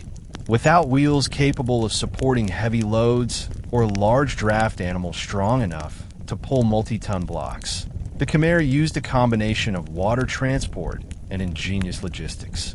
Workers floated blocks down rivers on bamboo rafts during the wet season. During dry months, teams carried or dragged stones along prepared roads. Marks on some blocks suggest they were rolled on logs or slid over mud-lubricated surfaces. Once materials arrived at construction sites, Khmer architects used advanced engineering methods still not fully understood. They built temples without mortar, instead cutting stones with such precision that they fit together tightly, held by gravity, friction, and small hinges carved into the blocks. This method ensured remarkable durability. Many temples have survived earthquakes, monsoons, and centuries of overgrowth. The layout of Angkor, what reveals mathematical expertise. Proportions correspond to astronomical cycles, cosmic diagrams, and symbolic numerology. Khmer architects used simple tools, strings, wooden stakes, plumb lines, but achieved near-perfect alignment with cardinal directions and celestial events, such as equinox sunrises. The precision suggests a deep understanding of geometry and environmental observation. Still, many aspects remain mysterious. How did engineers plan large-scale projects with such accuracy? What tools and techniques did stonecutters use to produce intricate carvings that remain sharp after 800 years? How did construction teams coordinate thousands of workers across vast temple sites? Although the full methods may never be known, what is clear is that the Khmer people combined human ingenuity, collective organization, and spiritual devotion to accomplish extraordinary feats of engineering. The mystery of Angkor's construction is not a story of lost technology. It is a testament to the capabilities of human societies when united by vision and purpose. Even after more than a century of archaeological exploration, Angkor still hides countless secrets beneath its forests and rice fields. Modern technologies, such as LiDAR, laser-based scanning, have revolutionized understanding of the ancient city, revealing networks of roads, canals, neighborhoods, and temples that have been invisible beneath dense vegetation. What these discoveries show is that Angkor was far larger, more organized, and more complex than previously imagined. Yet many mysteries remain unsolved. LiDAR surveys conducted in the 2010s uncovered entire cities surrounding Angkor Thom, including Mahendraparvata on Phnom Kulen, which may have been one of the earliest capitals of the Khmer civilization. These settlements included planned street grids, reservoirs, and hundreds of temples previously unknown. Unlike the monumental stone temples of central Angkor, many of these structures were made from wood and laterite, which decayed over time. LiDAR allowed archaeologists to see patterns of mounds and depressions that once formed thriving urban spaces. Researchers were astonished to discover how extensive Angkor's urban landscape truly was. Rather than a single city, it was a vast, interconnected region of towns, villages, fields, and industrial zones. This megacity defied previous assumptions that ancient Southeast Asian civilizations were primarily rural or decentralized. Instead, Angkor was a prehistoric version of a modern metropolis, complex, densely populated, and technologically advanced. Yet LiDAR also raised new questions. Why were some regions abandoned centuries before Angkor's fall? Were environmental stresses, political intrigue, or religious changes responsible for shifting settlement patterns? How did the Khmer maintain such vast networks of canals and dams over generations? Hidden temples continue to be discovered. Some lie buried beneath jungle roots. while others are submerged beneath water reservoirs. In remote areas of Cambodia, villagers still speak of ancient sites deep in forests, stone towers reclaimed by vines, carvings hidden beneath moss, and shrines guarded by spirits. Among the most mysterious is the layout of the sacred city of Angkor Wat. Some scholars believe its grid reflects esoteric cosmological diagrams. Others argue it served administrative and military functions. The symbolic meanings encoded in its walls, causeways, and gates remain partially undeciphered. There are also unanswered questions about the spiritual centers within the city. Did the Khmer use underground chambers for rituals? Were certain temples aligned with celestial bodies or seasonal ceremonies? What relics remain hidden beneath collapsed foundations? Every new archaeological expedition reveals more complexity, challenging old assumptions and opening new puzzles. The secrets of Angkor are not merely remnants of the past. They are active invitations to explore, interpret, and wonder. As technology improves, the jungle continues to give up its secrets, ensuring that the Khmer Empire remains a living archaeological frontier. Beyond history and science, Angkor is a place of myth, legend, and spiritual mystique. For centuries, its temples inspired awe, fear, and devotion. Local stories, passed orally across generations, describe Angkor not only as a city built by kings, but as a realm shaped by gods, spirits, and supernatural forces.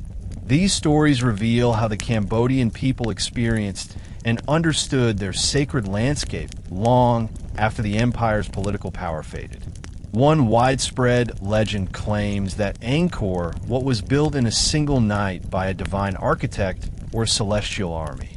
According to the tale, a powerful spirit king desired a temple so magnificent that it rivaled heaven itself. He summoned supernatural builders who carved stone, raised towers, and engraved sculptures before dawn. When sunlight appeared, they vanished, leaving behind the world's greatest temple. While historically inaccurate, the legend captures the awe ancient people felt toward Angkor Wat's scale and perfection. Another popular story concerns the Naga princess, a serpent spirit believed to be the ancestor of the Khmer people. The myth tells of a foreign prince, Kambu, who married a Naga princess, founding the Khmer royal lineage. This legend blends indigenous animism with Hindu symbolism, expressing the belief that the land and its rulers were born from a union between humans and spirits. Even today, the Naga remains a powerful symbol in Cambodian culture, appearing on temple balustrades, flags, architecture, and protective charms. Many temples carry specific legends. Prohm is said to be guarded by ancient spirits, and villagers warn that certain corners should not be entered at night. Some speak of ghostly monks wandering its corridors or spectral apsaras dancing under the moonlight. At Priya Khan, stories describe a hidden sword of power buried beneath the temple, capable of giving victory to whoever possesses it. One of the most haunting tales involved Bang Mealia, a temple swallowed entirely by jungle. Locals say the temple is alive, breathing through the roots that envelop its stones. Some claim to hear whispers in the corridors, voices of ancient priests or lost travelers. Explorers in the early 20th century often refused to enter Bang Mealia without Buddhist blessings, fearing spirits said to dwell in its ruins.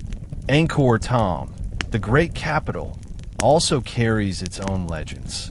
The giant faces of the Bayon towers are believed by some to watch over the land like silent guardians.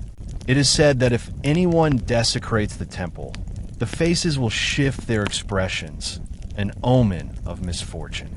While these beliefs are symbolic, they reflect the deep reverence the Cambodian people continue to have for their ancestral heritage. These legends and ghost stories are not mere superstitions. They connect the past with the present, preserving the emotional and spiritual essence of Angkor. They reveal how myth can sustain memory, how sacred environments inspire imagination, and how a civilization lives on in the stories its descendants continue to tell. Angkor was not merely a kingdom confined to the boundaries of modern Cambodia. It was one of the most influential civilizations in the history of Southeast Asia. Its artistic styles, architectural innovations, religious traditions, and political systems radiated outward, shaping neighboring cultures for centuries. Even long after Angkor's political dominance faded, its cultural imprint remained deeply woven into the identities of Thailand, Laos, Vietnam, and other regional powers. One of the most visible influences is architecture. The Thai and Lao kingdoms adopted Khmer temple designs, evident in the praying towers of Ayutthaya, the carved lintels of Lopburi, and the mandala-inspired layouts of early Thai sacred sites.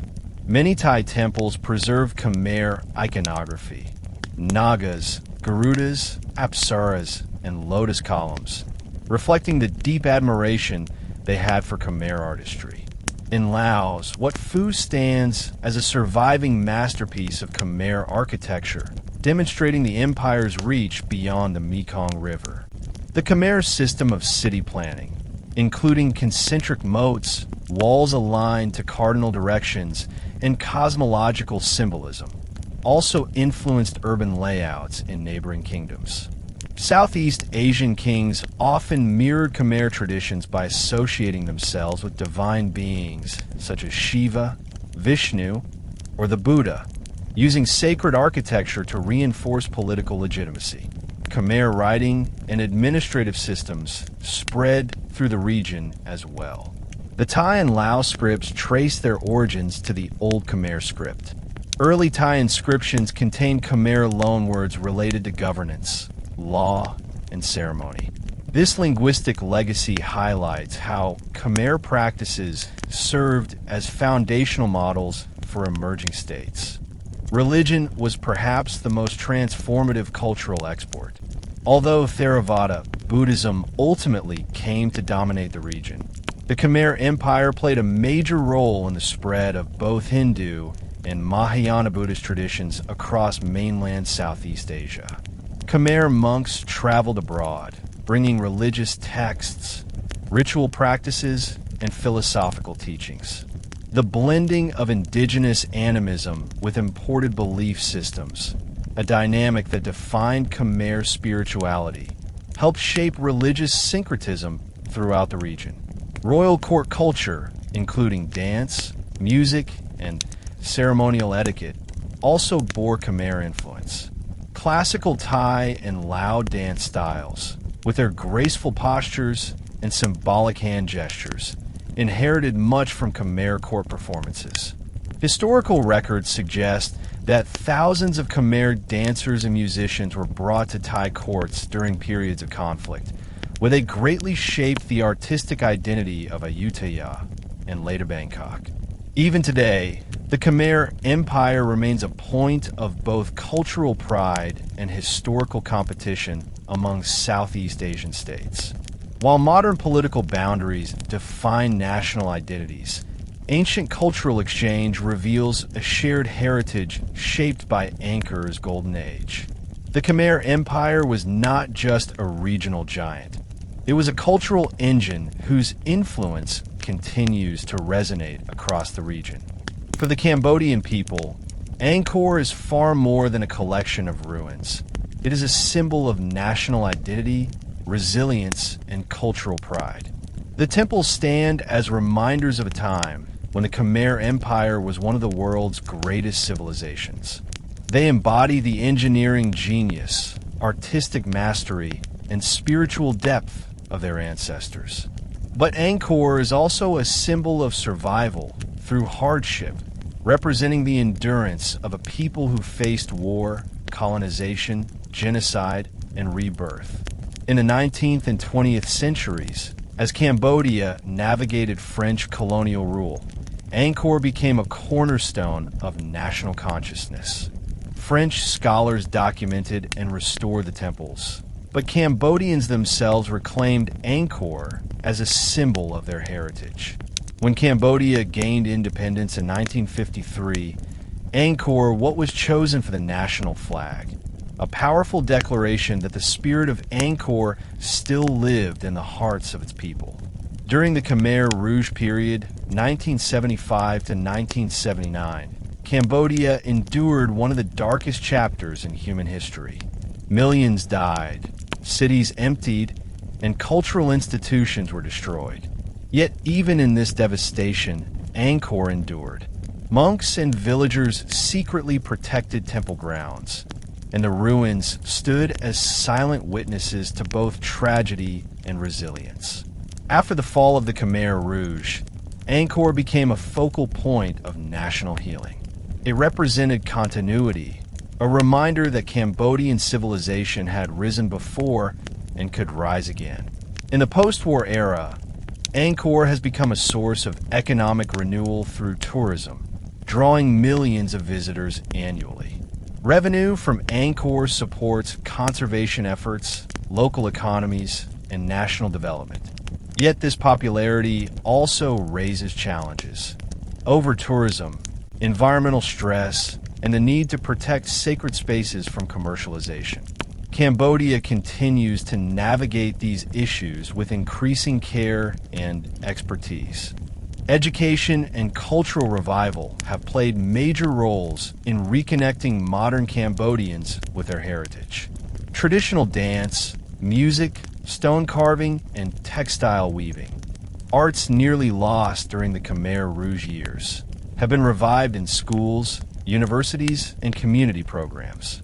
Young Cambodians learn about Angkorian history not as distant myth, but as living heritage. Archaeology and cultural studies attract growing numbers of students passionate about reclaiming their past. Angkor's influence extends to literature, film, festivals, and national holidays. The Water Festival, celebrated in Phnom Penh and Siem Reap, traces its origins to Angkorian times. The royal plowing ceremony, which blesses the agricultural year, continues to link modern rulers with ancient tradition. For Cambodians, Angkor is a source of pride, but also a reminder of responsibility. To honor the past means to protect it, preserve it, and ensure that the spirit of Angkor, its creativity, resilience, and unity, remains alive for future generations. In this way, Angkor is not simply a memory. It is a living symbol woven into the identity of an entire nation. Angkor is one of history's great teachers. Its legacy transcends national borders, offering lessons about human creativity, environmental stewardship, political power, spirituality, and a delicate balance between civilization and nature. As archaeologists, historians, architects, engineers, and travelers continue to study the sprawling ruins, Angkor provides insights not only into the past, but also into the challenges of the modern world. First, Angkor teaches the power of human imagination and collective effort. The empire's monumental temples were not the work of one king or generation. They were the cumulative achievements of thousands of people who shared a common vision. This collective creativity demonstrates that societies can accomplish extraordinary feats when they unite under shared purpose and belief. Second, Angkor shows the importance of sustainable environmental management. The Khmer engineered a water system of staggering complexity, turning a challenging monsoon climate into an abundant agricultural landscape. Yet when climate patterns changed and infrastructure weakened, the system faltered. Modern cities facing water scarcity, climate change, and environmental instability can learn from both Angkor's successes and its vulnerabilities. Third, Angkor reflects the fragility of political power. Even the mightiest empires can fall when leadership weakens, external threats rise, or ideological foundations shift. Angkor reminds us that civilizations are not immortal. They require constant renewal, unity, and adaptation to survive changing times. Fourth, Angkor teaches the enduring power of culture and spirituality. Even after the empire fell, its temples continued to live through legends, rituals, and the devotion of ordinary people. Culture proved more resilient than politics. This resilience is a powerful reminder that art, faith, and identity can outlast the structures of kings and states. Fifth, Angkor inspires global wonder because it embodies the human quest to connect the earthly with the divine. Its architecture is not only visually breathtaking, it is a cosmic map, a spiritual machine, a symbol of the universe carved in stone. Angkor challenges modern societies to consider the deeper meaning of architecture, art, and public spaces. Finally, Angkor reminds us that civilizations never truly disappear. They transform. They leave traces. They influence future generations in unexpected ways. Although Angkor's political authority faded centuries ago, its cultural legacy lives on in Cambodia and throughout Southeast Asia.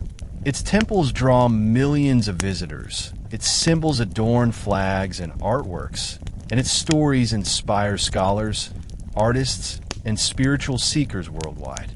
Angkor's eternal legacy is not simply its monuments. It is the idea that human societies, no matter how ancient, have profound wisdom to offer the present. From the rise of its kings to the fall of its capital, from the mastery of its engineers to the devotion of its people, Angkor stands as a timeless testament to the heights humanity can reach and the lessons we must never forget. And so, our journey through the Khmer Empire comes to an end, but its echoes remain. Today, we walk through the sacred avenues of Angkor. We witnessed the rise of divine kings, the brilliance of Khmer engineers, the grace of Apsara dancers, and the courage of warriors who defended their homeland. We saw how water could build an empire and how nature could humble it. We explored myths, secrets, forgotten cities, and the unstoppable spirit of a people who refused to let their heritage fade. The moral of this story? Civilizations are not measured only by their stones and monuments, but by the dreams that shaped them, the people who breathed life into them, and the stories they leave behind for generations yet to come. Angkor teaches us that human ambition can carve mountains, that unity can build cities, and that even when empires fall, culture endures. The Khmer Empire is proof that greatness does not disappear. It transforms, adapts, and lives on through its people. Thank you for traveling with us into this world of mystery and wonder. There are countless more civilizations waiting in the shadows of time. And here on History Teller YT, we will uncover them together.